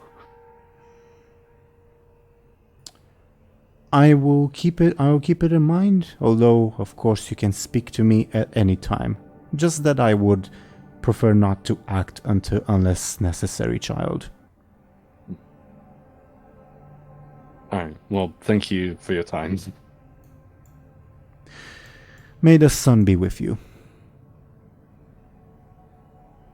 Muninn would like nod and like as like a thanks. Is there like any kind of like hand gesture or anything that would like be like there's like this universal almost symbol of like bowing with your hands held up, if that makes sense, as if offering something. Sure. Muninn would do something along those lines, like to be like thank you, and then like you know what I'm saying. Your gesture of respect is noted above board. He doesn't say that. Oh no, sure. Yeah. Yeah, that's what you get from a Cassius. Unless like there's anything else you want to like nag him about. No, that's okay, not for now. I will I've got him on speed dial, so it's all good. Yeah. Assuming everyone heard that, Muninn would like turn around and like shrug their shoulders. Only Muninn heard that, And Okay. if I remember correctly, Deli, you said that Muninn, quote unquote, pisses off. That's true. So Muninn would like come back and say to everyone like, well, I mean, we gotta find another plan of action for now. Like we can't poison the wolf just yet.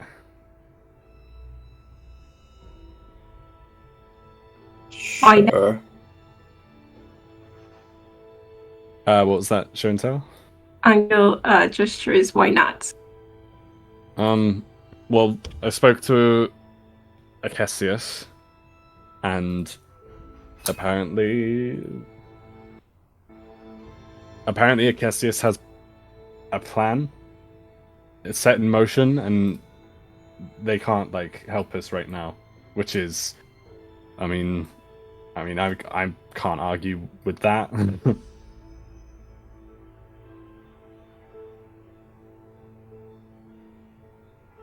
But I mean, we have like other things to do. So in the meantime, we can always, while we wait, we can always speak with the boyar, for example. But what if the wolf comes back? Well, I mean, we'll have to figure out a way to deal with it, and without using poison.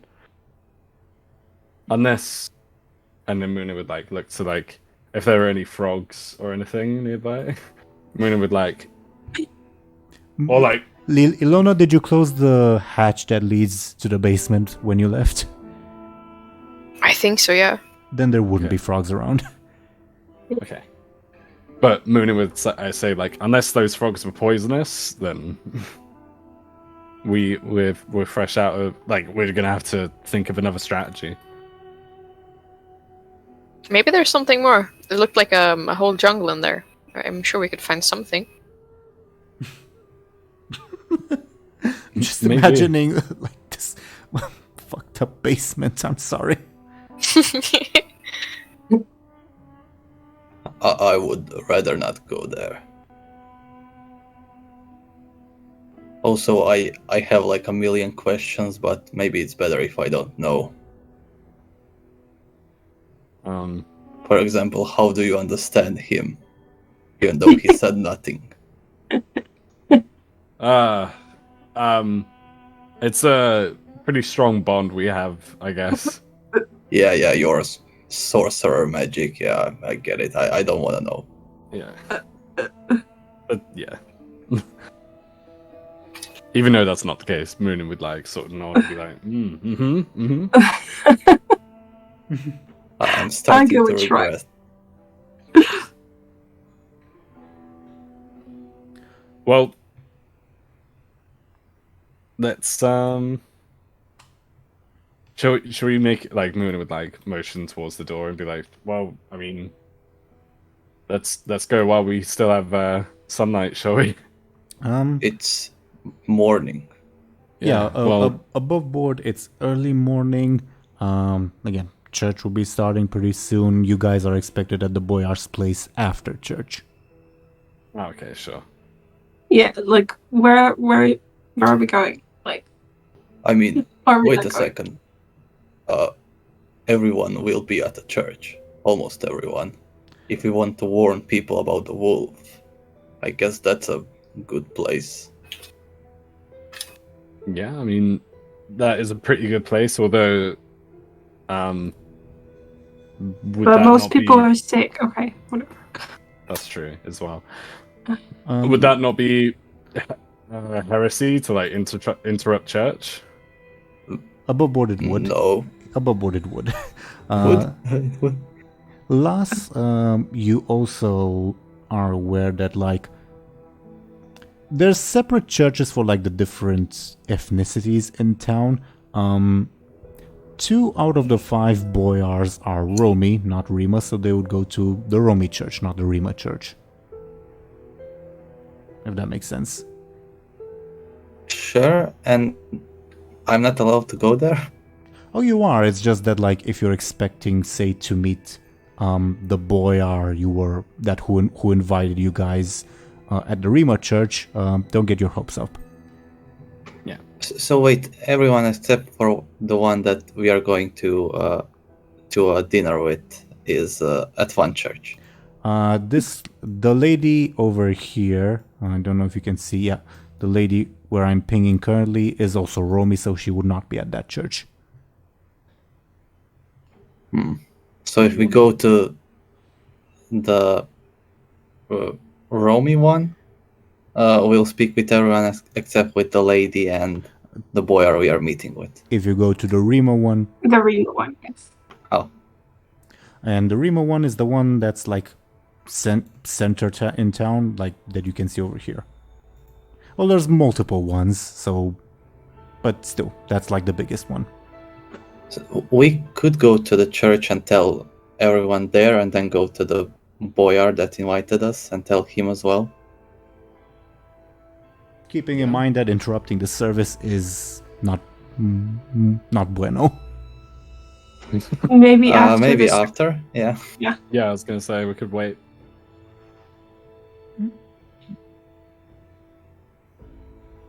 Is that what you're doing? Yeah, up to you guys. That's what I was gonna say. Yeah, I think that's a good idea. Sure. Do they do Muninn and Illona intend to? Maybe Anghel asked this. Are you going to the service? Because I don't think. I mean, do they usually go to any service? I imagine back in their homelands they would, but there's no church pertaining to their specific interpretation of the faith around here. Yeah. Okay. Yeah. Yeah, Muninn. I think Muninn would like to answer that question. Muninn would be like, Angel's question. I mean, Muninn would be like, occasionally, but like not. I mean, exactly as Teeironor said. Like, yeah, occasionally, but not what churches like this. Oh, Anghel meant now, because he Sure. Muninn would, nod and be like, yeah, I'll come with you, with all of you. Okay. What about Illona? I'm curious.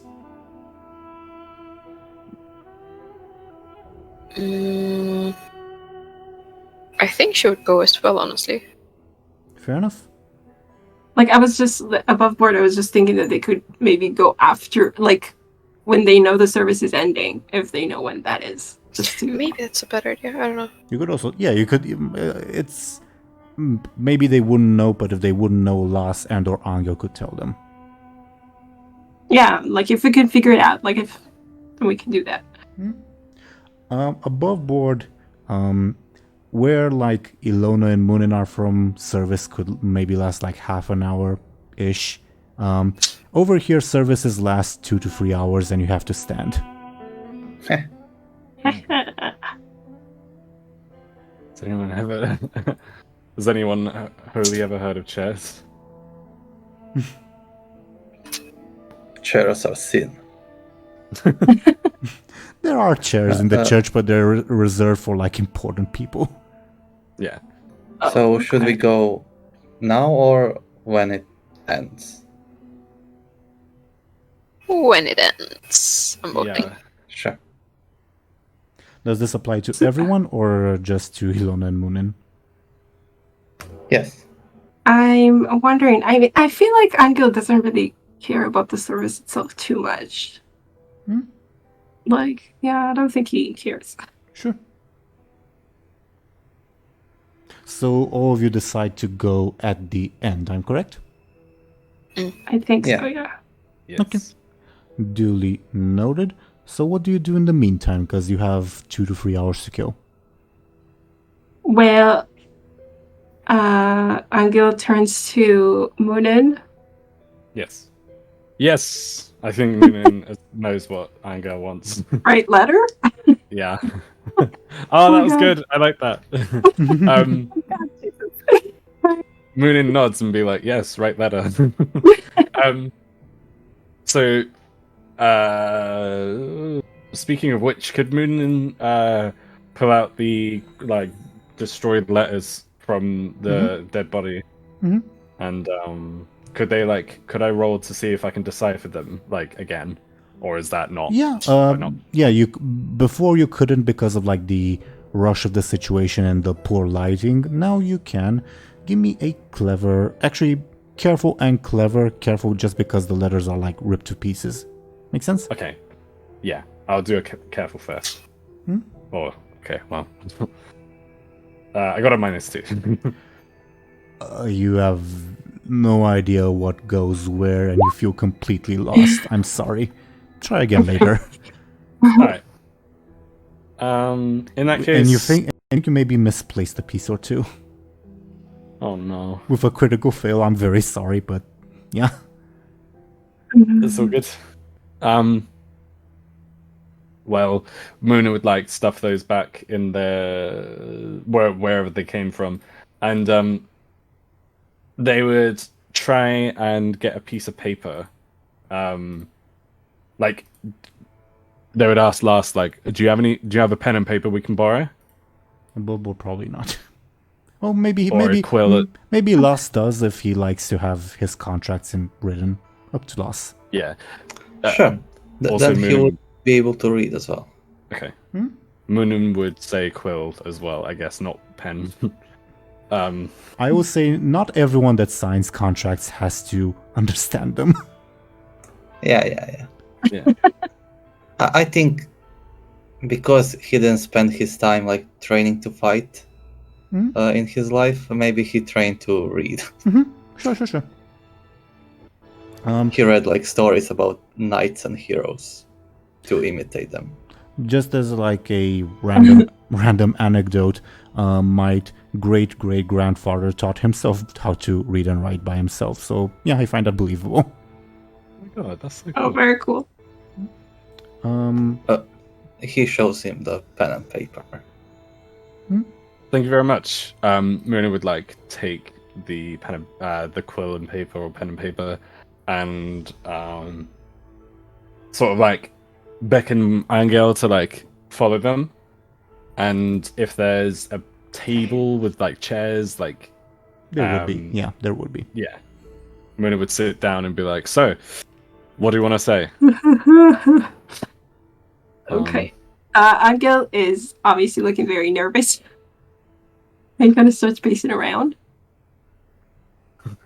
And then he gestures. Can I ask Muninn to roll a careful? Yes. Because he's pacing or something? No, unrelated. Oh, okay. Ah, damn, -1. Okay, I'm so sorry. Above what I can review what it was about, I was gonna say the careful would be if Muninn remembers, hey, Illona is a noble woman. Noble women get lots of suitors, so she'd also know how to write this. Maybe this can be a group effort. But unfortunately, with that roll, the thought doesn't cross Munin's head. I should have thought of that above board, to be fair. But Okay, wait. Let me look. Okay. To be fair, Anghel doesn't like. I don't know how much of the letter he actually remembers, to be honest. But I wanted to look at it again. Wait. I think it's in our chat, and I can copy paste it again. Yeah. Do you need me to DM it to you, or have you found it? No, I have it. Okay. I think what I can do is pin the message in our chat. Oh, that's what you meant by Obama, Deli. I've just looked at Discord now. Let me be clear. That's good. Oh, thank you. And there's the button. But also, like I said, Muninn doesn't remember that. But if she wants, Illona can also participate because she heard the entire conversation before last night. Yeah, don't mind if I do. Like, she scoots in. Anghel gives her a look like, oh no. And tries to ignore her. Last will join as well. Okay. Let me I'm see. so curious what Last would write. Just when I hear that. I don't have romantic music, but I'm trying to find a substitute. Carry on. Aww. romantic. I'm trying to make this as the least romantic as it could possibly be. Okay.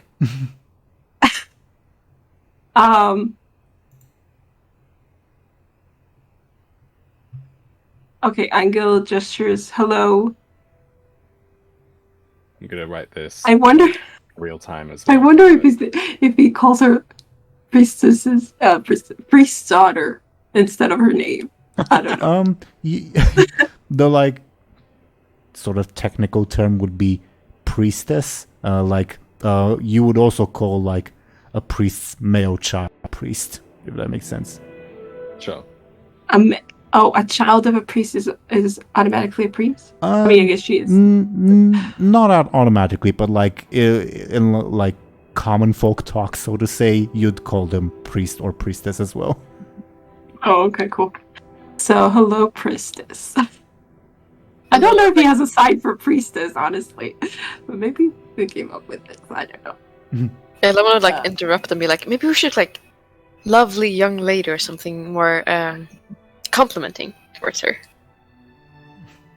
Lovely. I'm going to repeat kind of like... I mean, we could do that. But we can do that, but there's probably only so much paper we can use. And this is... and we're writing in ink here. Delia, by the way, I hope you're writing this, because I'd like to see the finished product. Yeah, I am. Jesus. Is there a way to like... Hang on, I'm going to Google it, sorry. Is there a way to what? Oh, okay. Wait. Oh. So, give Muninn a second, and by Muninn I mean me. Really?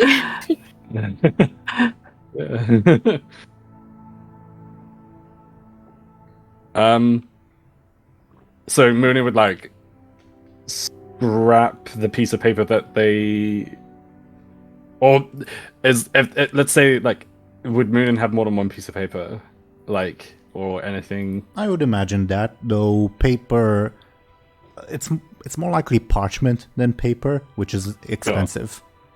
Sure. Okay. So maybe Last wouldn't like you wasting it. Okay. Either way, Muninn will... Maybe they won't scrap it, but Muninn will, like, strike... Usually if you make a mistake on parchment, you're supposed to, like, erase it with, like, a short blade. Okay. Muninn would probably do that with their dagger or something. Muninn would do something like that. And what did you want to replace Halo Priestess with? Beautiful young lady. Something like that. I think Muninn would like, you know, the rock thing where like he like he like raises an eyebrow and it's like or whatever. Muninn would do that to Anghel and be like, "Are you sure you want to write that?" I can fix it. As in no, or. Oh, I don't know if he would actually say no. He would look uncertain, I guess. Okay. He would look like well, I mean, no harm, no foul. Muninn would write it anyway. Oh yeah. This is great. Okay. And Anghel doesn't know how to read, so no harm. Yeah, he doesn't know. Oh my god, this is hilarious. Okay.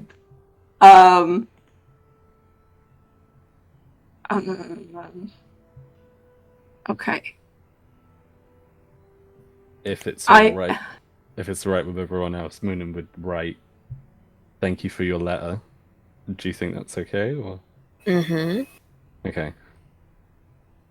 I feel like Illona and Muninn are like sort of starting to, you know, discuss amongst themselves what is the best to write. And I guess just like, what am I even here for? I was Muninn would ask like, so Muninn would ask Illona like, I put "thank you for your letter." I was elated to hear this letter was from you. Because I couldn't stop thinking about you all this time. Write it now. My thoughts have not stopped I guess says that, not says. I guess they don't even notice him because he can't, talk over them. Yeah. He just gestures to himself. I'm doing well. All right. What else, young man?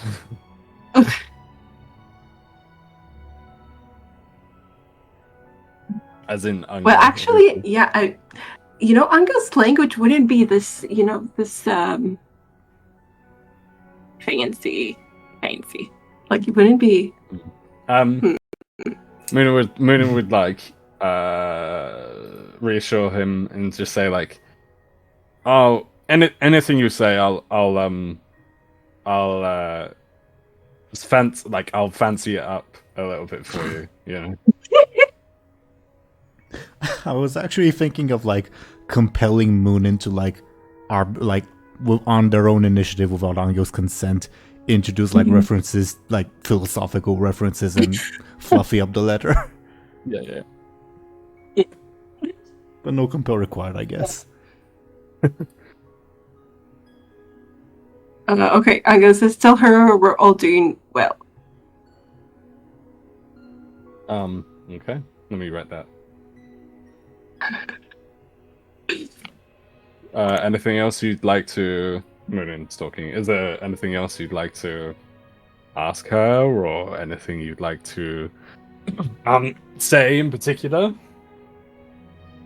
I'm trying to look at the letter, like... Muninn would say, like, I've told her that I've thanked her on behalf for your letter. On your behalf for the letter, I've told her that I hope by whenever Muninn says I, like, they're kind of referring to like Anghel. Yeah, okay. If you know what I mean. But so I've thanked her for the letter. I wished her well for you. Well, I mean, I guess the only other thing now is to ask, like, when you can next meet and where. Meet? Yeah. Is that not what you want? I'm just flabbergasted, pretty much. Why would I want to meet her? Muninn would like laugh and look to Illona like he still doesn't get it, does he? I think he's just nervous. Yeah. He's just nervous. This is the hormones. Boy. Yeah. I mean, what is he? How old are you, boy? Like 18, 19? 17. Well, I mean, I get it. I was your age once. It's all good. I'm just looking confused. Okay.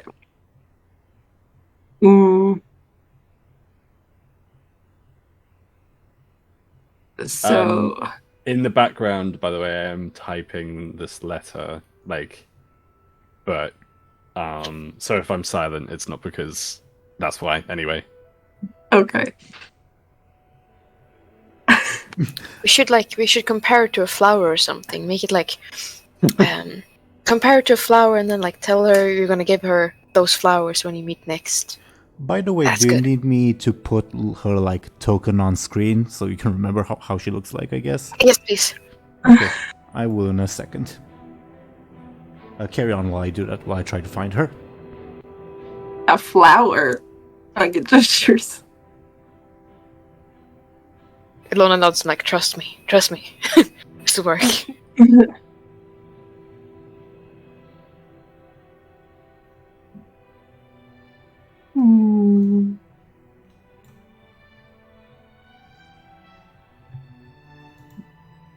Oh, she has flowers in her hair. Oh, Okay. that is useful.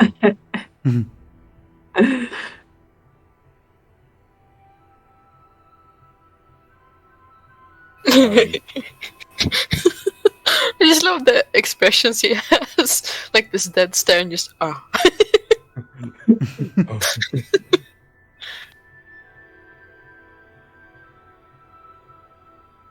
the flowers in the photo like actually Probably not when you met her, given the circumstances. okay?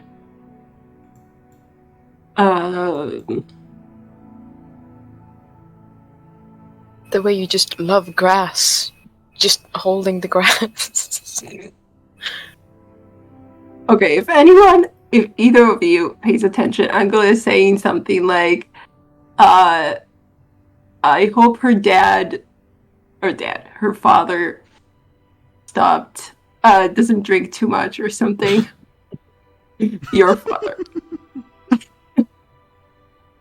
And what else did he want to say? I had something. I'm writing like your father is ever wise and his foresight is well, obviously when I finish writing the letter I'll post it. But just to give you a little taste, I said your father is ever wise and his foresight is impressive. Should I read the letter as I write it, do you think, to like fill the or not? I think obviously you guys can decide on your own, but I think it would be interesting to stick to what you're doing in character. So if Munin's not telling Anghel, then don't say, but if Muninn is keeping Anghel up to date, then do say. Make sense? Okay. Muninn, yeah, there are some things that Muninn is putting in, yes, that they wouldn't tell Anghel. But this is just my opinion. Yeah, no, that's fair. I think it's fair enough, yeah. Muninn would say like, well, yeah, Muninn would say as what I just said. So they'd be like, your father's foresight is impressive. My friends and I did, in fact, happen upon the scary mercenary in the woods. Of course, assuming you get this letter, you'll be happy. You'll be happy to figure out that he wasn't a problem. And then there's loads of other stuff that Muninn isn't telling Anghel. And then yeah. For narrative's sake, I'd like to probably say, like, if everyone is okay with it, that Muninn has finished writing the letter, but above board I haven't. Okay. What do we think? Just for like, what's the word? Like, expediency is the word that comes to mind, but that's like such a fucking like what? just for like clarity. I don't know. Is there anything else that we'd like to add before I seal the letter? A meeting thing? Like, suggest a time and place? I'm writing that as we speak, funny enough. Above board, the meeting might be complicated because you're heading in the opposite direction of her. We heading north? You guys are heading northwest. Yeah. She's to the southeast. So northwest of, let's say, this town, which is New Spring. Wait, so you're asking her to get all the way over to you guys? Because that's a big ask. Maybe Muninn can write like, oh well, we're headed this way, but I mean, if you'd like to send me a letter back, and we can meet halfway. Oh, to send a letter, okay. Oh. Right? Meet halfway? So like, we're going this way, but once we're done, whatever it is we're doing, let's meet halfway or something. Once we're done with what? Our adventure, I guess. Like everything? So halfway to... Above board, you guys are theoretically, of course, you can change that, heading to the capital, St. Paris.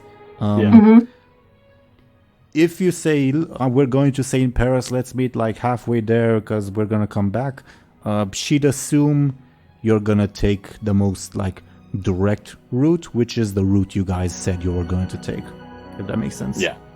Okay.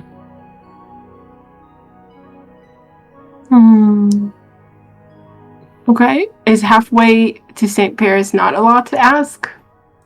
Still be a couple days journey.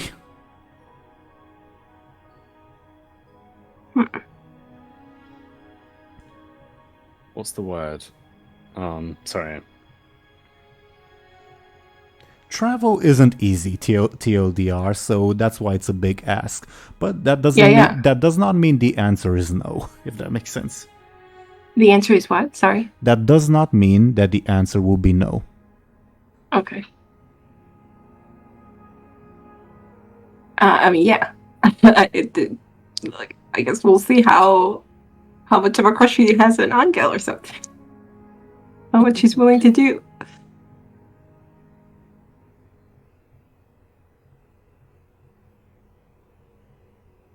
Sorry, am I holding everyone up, by the way? Not necessarily. Okay.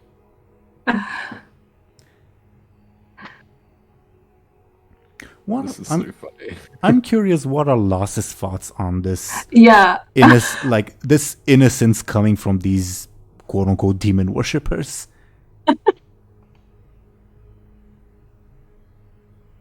DoomGoblin?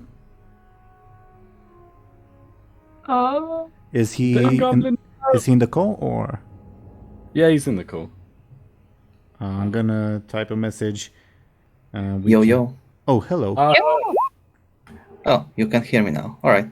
Were you talking? Were you talking? And we couldn't hear? No. I said one thing. I wasn't talking a lot. Okay. Yeah, I said it's nice. And I was thinking maybe Lass would try to like write a poem himself that they can include in the letter. Oh. Like as beautiful of a poem as he can think of. Do you want that to be a roll, or do you want to write that, DoomGoblin? I was thinking a roll. Give me a clever, I guess. Come on, say it. Not clever. All right. I was thinking flashy. I would only accept flashy if Lass has experience writing poetry. Because basically you're trying to figure out something completely new at the moment, unless you've already done it before. If you've done it before, then yeah, sure, flashy. He has done it before. May I ask in which context? He wanted to write it for a girl he liked, but he never gave her the poem. He had like 1,000 of them written. He never had the courage. I guess that was previously established. Sure, give me a flashy. 8. Okay.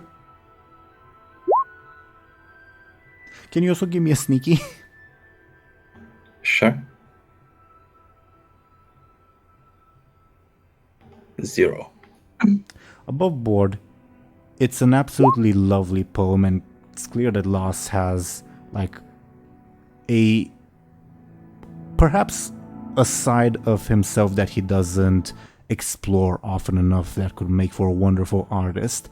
However, it's very, very distinctive, and whoever like Maria will clearly be able to tell, yeah, this was not written by Anghel.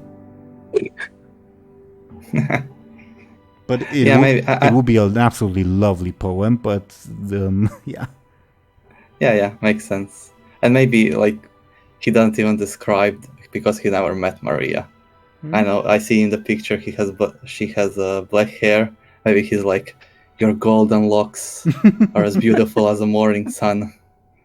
Yeah. No, Stuff like that. Describing a different girl too. Yeah. Here you go. You can include this. Who did he say it to? Oh, I know. Modin, maybe. Oh, Woden. Modin. What Muninn was too wrapped up in writing this letter. What is last doing? I wrote a poem. Above Oh, board, Deli, if you weren't like 100% here, so to say, it's an absolutely lovely poem talking about a Okay. different girl. Hmm. And clearly, So- and clearly not written by Anghel. Right. Illona would also like read it and be like, "Oh, this is great. This is fantastic. Put it in." This is brilliant. No, it's I just it's love how horrible. like Angus just standing there and not understanding what's doing, and they're just ignoring him. You could sell this. You could write a book. This is great. This is good. This is good literature. This is the stuff. Yeah. I don't know. Actually, now when I think about it, it's probably terrible. You shouldn't include it. I'm going to include it. Do you have more?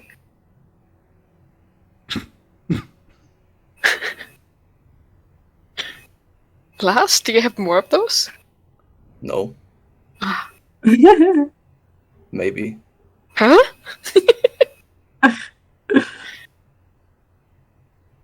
I burned them.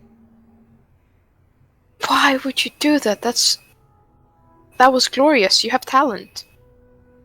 You should, No, you I should don't. start something with that. I don't know. Maybe it's like a career when you stop being a mercenary. After you fake your death, you can just write lovely poems, make a collection, sell them worldwide. I guess. I think we have something here. Yeah, that's good. Well, thank you. I don't know. We'll see. I guess if the wolf doesn't eat me first. Yeah, one thing at a time. One thing at a time.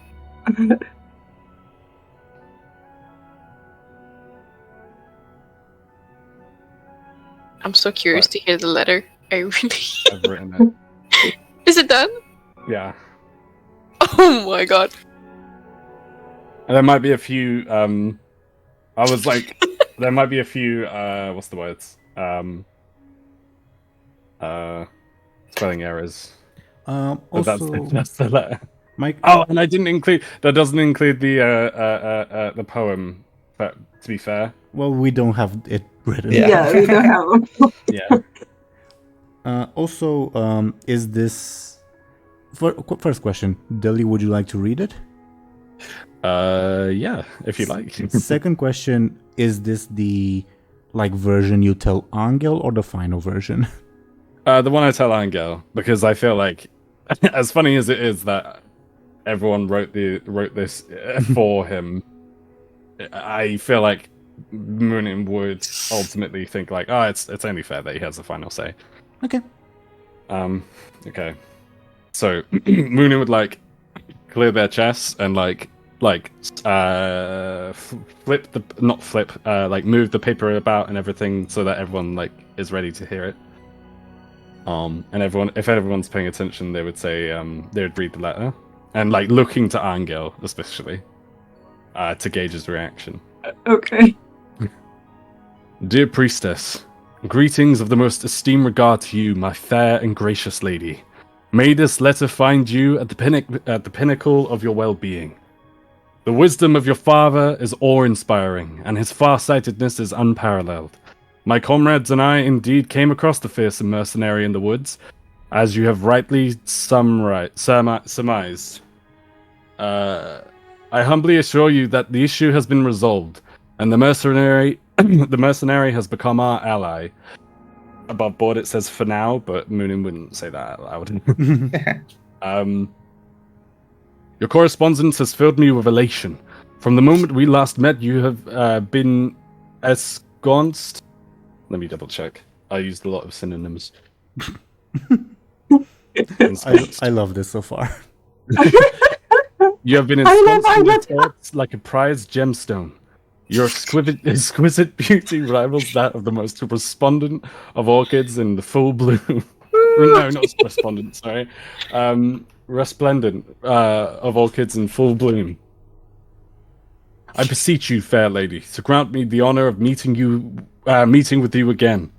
Pray and suggest a time and place for our rendezvous. My companions and I shall be journeying towards the northwest of New Spring, and I propose we convene in St. Paris, or perhaps at the halfway point of St. Paris and your current location. With bated breath and an ardent heart, I eagerly await your response. Yours devotedly, Anghel. That's so good. I love it. You did a great job. I was gonna say this. Show&Tell, can I get a clever from you? To see if you... Anghel? Yeah, to see if you comprehend this letter. Exactly. I think he didn't. I think he's just like, what?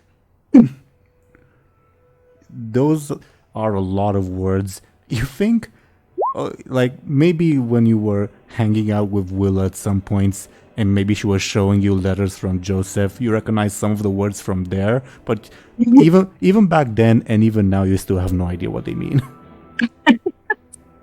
I think at some point he just like became cross-eyed and he's just like, okay, yeah, let's do it. I would like to say as well, like, the priestess, the letter that the priestess sent Anghel, sure, like, hinted to the fact that she liked him a little bit, but this is like laying it on so thick. Yeah, I love it. She's like, oh yeah, I hope you're doing okay, and Anghel's like, I love you. Oh my god. Just like the last few sentences as well, like with bated breath. Oh, just like, oh my god. Yeah, it's great. I has no idea what just happened to him, but okay. I'm so Maybe it's better satisfied. this way. This is like the perfect letter for it. That's everything I could have wished for. Good job. The ball is in Anghel's court because like Muninn read it out loud to seek like Anghel's final approval, if that makes sense. Yeah, like I said, he says, yeah, he thumbs up. He has no clue what you read, except where he lost it. He's just like, whatever. I trust you. He may come to regret this choice, but yeah. Oh, good choice. Muninn would like probably grab the nearest candle, maybe if there is one, and they'd roll up the letter as neatly as they can and seal like the letter with like candle wax. Sure. You know, you need like special wax for that. And also, like, a seal isn't just wax; it's also like a stamp of something. But yeah, exactly. This is the best that we got, though. the letter you got was not sealed; it was just folded. But you can try to seal it to like make it fancier. If you do that, can I get a careful and a flashy from you? Maybe not. Because I don't want to ruin the letter, so maybe not. Especially if the one that Anghel got wasn't like sealed, I won't do that in that case. It was folded neatly, but still folded. Sure. Okay. And I'm guessing this will not take long next session, but I'm guessing you will hand it over to Miku to deliver to this lady, right? Yes. Mm-hmm. Okay. We'll probably have like a very brief scene about that. Maybe Illona remembers Ashen remembers what Illona was gonna say by then. I pray. But yeah, we'll see what happens. Since we're approaching time, anything else that you guys would like to do before we end the session? I don't think so. Not from me. Me Yeah, neither. I think this is like a good place to end, I guess, because Okay. we Then- finished. I agree it's a great place to end. Thoughts on today's session? Awesome. Yeah, it was really Yeah, I didn't think it would be such a big thing, but I loved it. There's this mental image that I had. I'll post it in our Discord and also show it to the viewers. There's a really well-known painting. It's called The Reply of the Zaporizhian Cossacks, or I think. And that's the mental image that I had of this latter half of the session. That's really good. The story behind the painting is like these Cossacks received like an ultimatum, like surrender to me or die or whatever, and they replied with a letter basically saying go fuck yourself to like an emperor, and this is the process of writing the letter. That's the story behind the painting. But God. it's I think it's a good mental image for like this latter half of the session. Very much so. Very much so. Very good. Yeah, but the same stakes, basically. In Anghel's mind, yeah. Yeah. Okay. I hope this letter reaches its target, I guess. Destination. But anyway, I'm rambling. Thoughts on today's session? Yeah, really good, really fun. I think, like Show&Tell said, I didn't realize this letter would be like the main character towards the later half Yeah. of this session, but it was fun. It was fun. Yeah, very good. I agree. This session was a lot of fun. Not just the letter, but also it was also interesting and fun, the more serious bits about like interacting with the chicken and the cases and all that. And the inter-party discussion, of course. Go ahead, the Goblin. Yeah, I'm surprised that. I mean, we are not sure if that was the reason, but the chicken was weaker today because it's Sunday. I just said that randomly because like suspicious people maybe would believe that like demons are weaker during Sundays. Actually, really cool. Correlation does not equal causation, but Yeah, sure. yeah. If it's not the fact, then it's a very funny coincidence. Yeah, exactly. It's interesting. Happy 1 week almost to the campaign. Yeah. Woo! One more week before everything gets destroyed by a skeleton army. Woo! Oh my god, really? Oh, shit. damn! Mhm. I didn't And- think about that at all. You're about a third of the way to Saint Paris. Yeah, we made good progress. What can I say? There were a lot of detours, to be fair. Yeah. Deli, I popped up on one of Deli's streams at one point, and Deli was talking about, pacing in D&D games is very, very slow. Not true. Pacing in this game is very, very slow.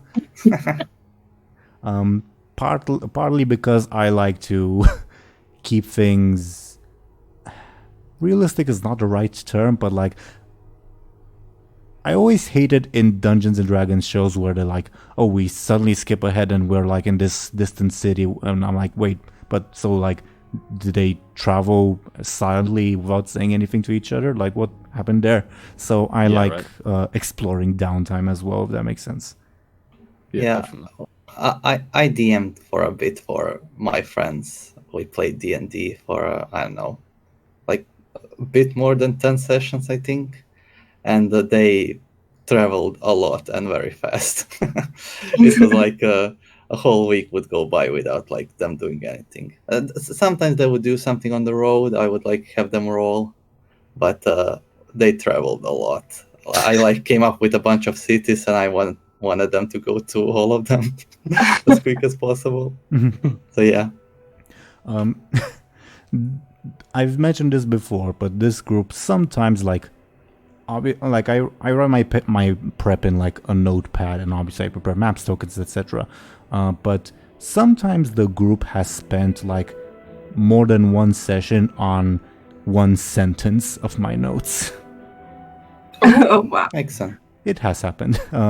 I don't dislike this. I think it's lovely, and it definitely gives time to like give you guys personalities, if that makes sense. Like flesh out the characters more. But yeah. Obviously, let me know if you'd like to. Okay, we're GTFOing to St. Paris. No time. Either way. No, it's fun to like build the story this way. I mean, I think it's for me, like to really know, to like also pay attention to all the details that's going on, or at least that we are aware of. I think so too. But obviously, I don't presume to speak for everyone. Feedback is always welcome. TLDR. Yeah. I find it kind of funny that, like, for example, Anghel's main thing is he wants to save his sister. She wasn't mentioned in like less than sessions. I know, it's terrible. He has her in his heart always. Just so you know. They all say that. I believe that, but yeah, since your sister is not here, and like the thing that will help get your sister is a long ways away, it also makes sense why she wouldn't be mentioned. Yeah, it's sad though. I'll work on it, I guess. No, it's not. It's not a complaint to you. Also, the skeletons. I almost forgot about that, honestly. Totally. When you mentioned like, I remember the skeletons. I don't remember how long do they wait. 2 weeks. So yeah, 2 weeks. Yeah. I think was it Ashen or Deli who mentioned? Yeah, whatever. Yeah. Yeah. Regarding Anghel's sister, I don't know. I'll have the water suddenly threaten Anghel again of, oh, I'm gonna kill your loved ones in front of you, as it has before. No, please don't. I mean, Anghel remembers this very well. Promise you that. He has nightmares about it. I'll keep it contextual, obviously. Either way. Fun session. And I genuinely loved this latter half, but also the beginning of like interacting with the chicken and all that. Do let me know if the chicken becomes too annoying above board at any point, because I can dial it down if need be. Like, I mean, that's kind of its charm. Yeah. Like, from my perspective, I love having the chicken there. It's just so chaotic. But, like, also from Illona's perspective, she would, like, tell it to fuck off all the time. Which is like, I do want it there. Like, Yeah. but I can't. Yeah. It's not true to character. Yeah. Noted. Yeah, I don't know. Do you guys have any other thoughts before we go to our shoutouts? I wanted to mention something that I forgot last time. To mention the origin of Lass's name, because it's pretty funny. I knew that this campaign is set in like a fantasy land inspired by Romania. And I was like, oh, maybe I should check on Google Translate what's Romanian word for coward. and it said LAS, right? Las, what I called him. But the S is kind of some kind of weird S that's pronounced sh. So it's lash, right? Lash. Lash. But I didn't click the little icon that has the robot say it. So I just assumed Las was the word, and then I called him Las. That's cool. I like it. It's a good name.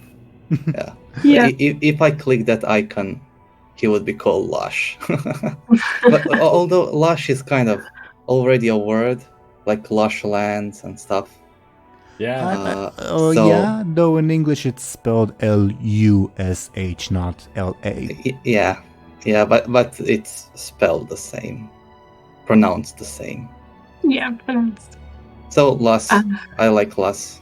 That's his name. Yeah. I mean, to be fair, Las is like an old-timey Romanian name, so it's perfectly fine. Really? It doesn't mean coward. It has like a Slavonic origin, but yeah. Nice. That's cool. So I don't dislike your name. I just find the origin funny, as you mentioned. Yeah. Do you guys have any funny stories behind names of your characters? Or just stories? Mine's not. Mine's just a story. I don't know about anyone else. Why is he called Muninn? Yeah. So Muninn is Muninn is one of the names of the two ravens that in Norse mythology Odin has as like his like they're a pair of snitches, really. Like they go around like the 9 realms and like they like snitch on people and like to Odin. So like they gather like info on like what's going on. So like they're kind of like there's like a word that begins with an S, and it's like scouts. They're Odin's like scouts and stuff.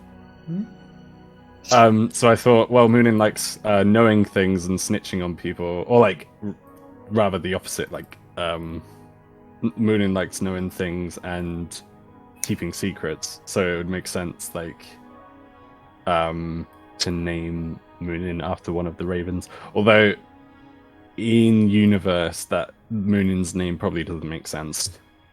I mean, it's fine.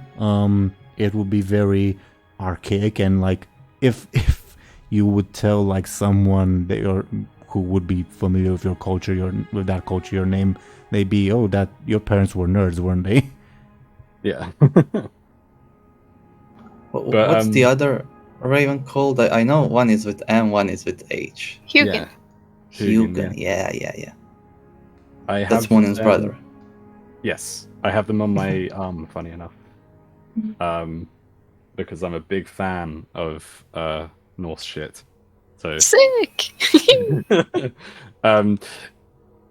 yeah, I wanted to get. So I had them both on my arm, and then I got it covered up because that first tattoo was shit. So I've only got one of them actually technically on my arm. Oh no. But yeah. Interesting. Show&Tell and Ashen, who'd like to go next? Illona.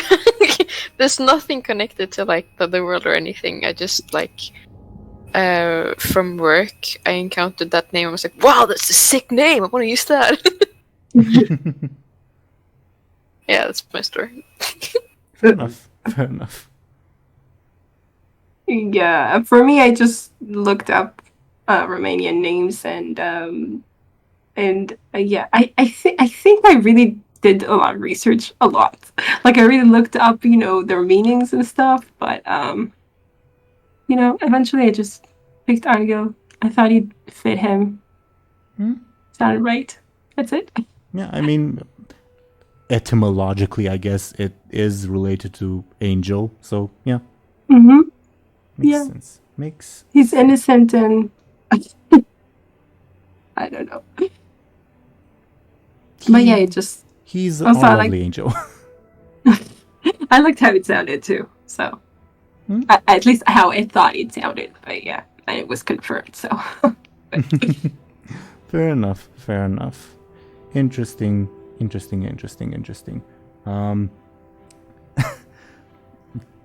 If you're like, I have lots of stories for all the NPCs you meet of how I chose their names. If you're ever curious about anyone in particular, then feel free to ask, but I don't have like a general story for that applies to everyone, if that makes sense. Yeah. Either way, okay. Either way, actually, there's one little story I can share. One of the boyars in this city, his name is Gogu. Gogu isn't really...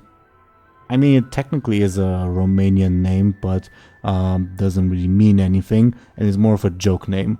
My dad wanted to call me that when I was born, and my mother told him hell no. I thought you said Goku first, and I thought it was like an anime. Gogu. Okay. Yeah. Okay. Wow. As- Okay. as close What to does it Goku. mean? Pretty much nothing. It's Okay. it's a nothing name. I don't know. To be honest, I don't really know its etymology or whatever. But if I were to meet someone called that on the streets, I would assume their parents were pranksters, like leaving aside my dad. That's the story of that NPC, I guess. I'm glad they chose Teeironor as your real name. Mhm. Yeah. And they couldn't figure out how to pronounce it back then either. Anyway, any other thoughts of yours before we go into our shoutouts? Eat your vegetables. Don't drink water. This What? is the anti-Deli Drink speech. beer. No. Yeah. Okay. Let's go. Noted. Well, then, dear viewers, thank you again for watching and listening to us. Let's have these lovely people, as usual, talk about themselves. Dice say we should start with Ashen. I clicked on the wrong thing. This is the thing. Ashen, please go ahead and talk about yourself and what you're doing, if you will. Yes. Hello. I'm Ash, and I have an Instagram where I post some art. I'm open for commissions if you want to commission me to draw something like people portrait, animal portrait, D&D characters. I'm up for it. And yeah, it's me. Do check Ashen out. Thank you very, very much. Next, according to the dice, we're gonna just slightly skip the alphabetical order and then go back to it by going with DoomGoblin. DoomGoblin, could you please go ahead and talk about yourself and what you're doing? Yeah, hi. I was DoomGoblin. Usually I draw stuff. You can follow me on Twitter or Instagram or DeviantArt or ArtStation. I like Twitter and Instagram the most because they're the most popular ones. But yeah, I draw and I also play in Teeionor's other campaign, which has been going for 3 years now. Or wait, was it 2.5. Three seasons. 3 seasons. 2.5 years. Yeah, 2.5 years. Damn. And yeah, there I play a pirate. I appreciate the fact that you're doing most of my advertising for me, but in the future, do focus on yourself, I guess. Yeah, I love that series, and yeah, and you should check it out. Thank you. Yeah, I say not for the advertisement necessarily, but for talking when I ask you to. Okay. Thank you, DoomGoblin. Next, according to a dice, we return to the alphabet with Dely. Dely, could you please go ahead and talk about yourself and what you're doing? Of course. Hello, everyone. I'm Dely, and I am a Goblin VTuber on Twitch. I stream occasionally, between once and 3 times a week, depending on my schedule in IRL. So feel free to join a stream whenever you like. I stream variety, and I'm also on Twitter and what else am I on? Like TikTok, YouTube, all sorts of crap. Nice. Do check Dely out. They're absolutely lovely. Thank you very, very much. And next we would have Show&Tell. Could you please go ahead and talk about yourself and what you're doing? Yes, hi. So I'm Show&Tell, and I have YouTube channels for reactions, except at the moment I'm not uploading anything because I'm facing some issues. And hopefully I can resolve them soon, and we'll be back in business. But for now, yeah, we're kind of stuck. Let's hope. Again, this video will come out a week after we record, so hopefully by the time you guys see this won't be an issue. Who knows, though? I think it will still be irrelevant, but here's hoping. Thank you, nevertheless, Show&Tell. Do check her out. The other 2 channels don't have the issue, correct? The thing is that, once one of your channels, like, it's because it's the same email, like, Oh, it's, okay. Gotcha. that it might get compromised as well, so I don't know. Okay. I understand. Okay. Fingers crossed. Do check Show&Tell though. That's the most important part here. Thank you. And crap, it's my turn. I was your Dungeon Master, Game Master, Teeironor. I do this series. It's a lot of fun, as you can see. I also do another series. DoomGoblin briefly alluded to it. It's been, we've just started our third season. It's been going on for 2.5 years at this point. It features a different group of lovely people. One of DoomGoblin is one of them, and I do highly recommend it as well because it's also a lot of fun. But other than that, thank you once again, everyone, for watching and listening to us. We should be back next week, but obviously, as usual, if we have to delay an episode, I'll let you all know on Twitter. But nevertheless, we will see you then. Goodbye, everybody. Bye-bye. Bye. Hello. Bye. That was-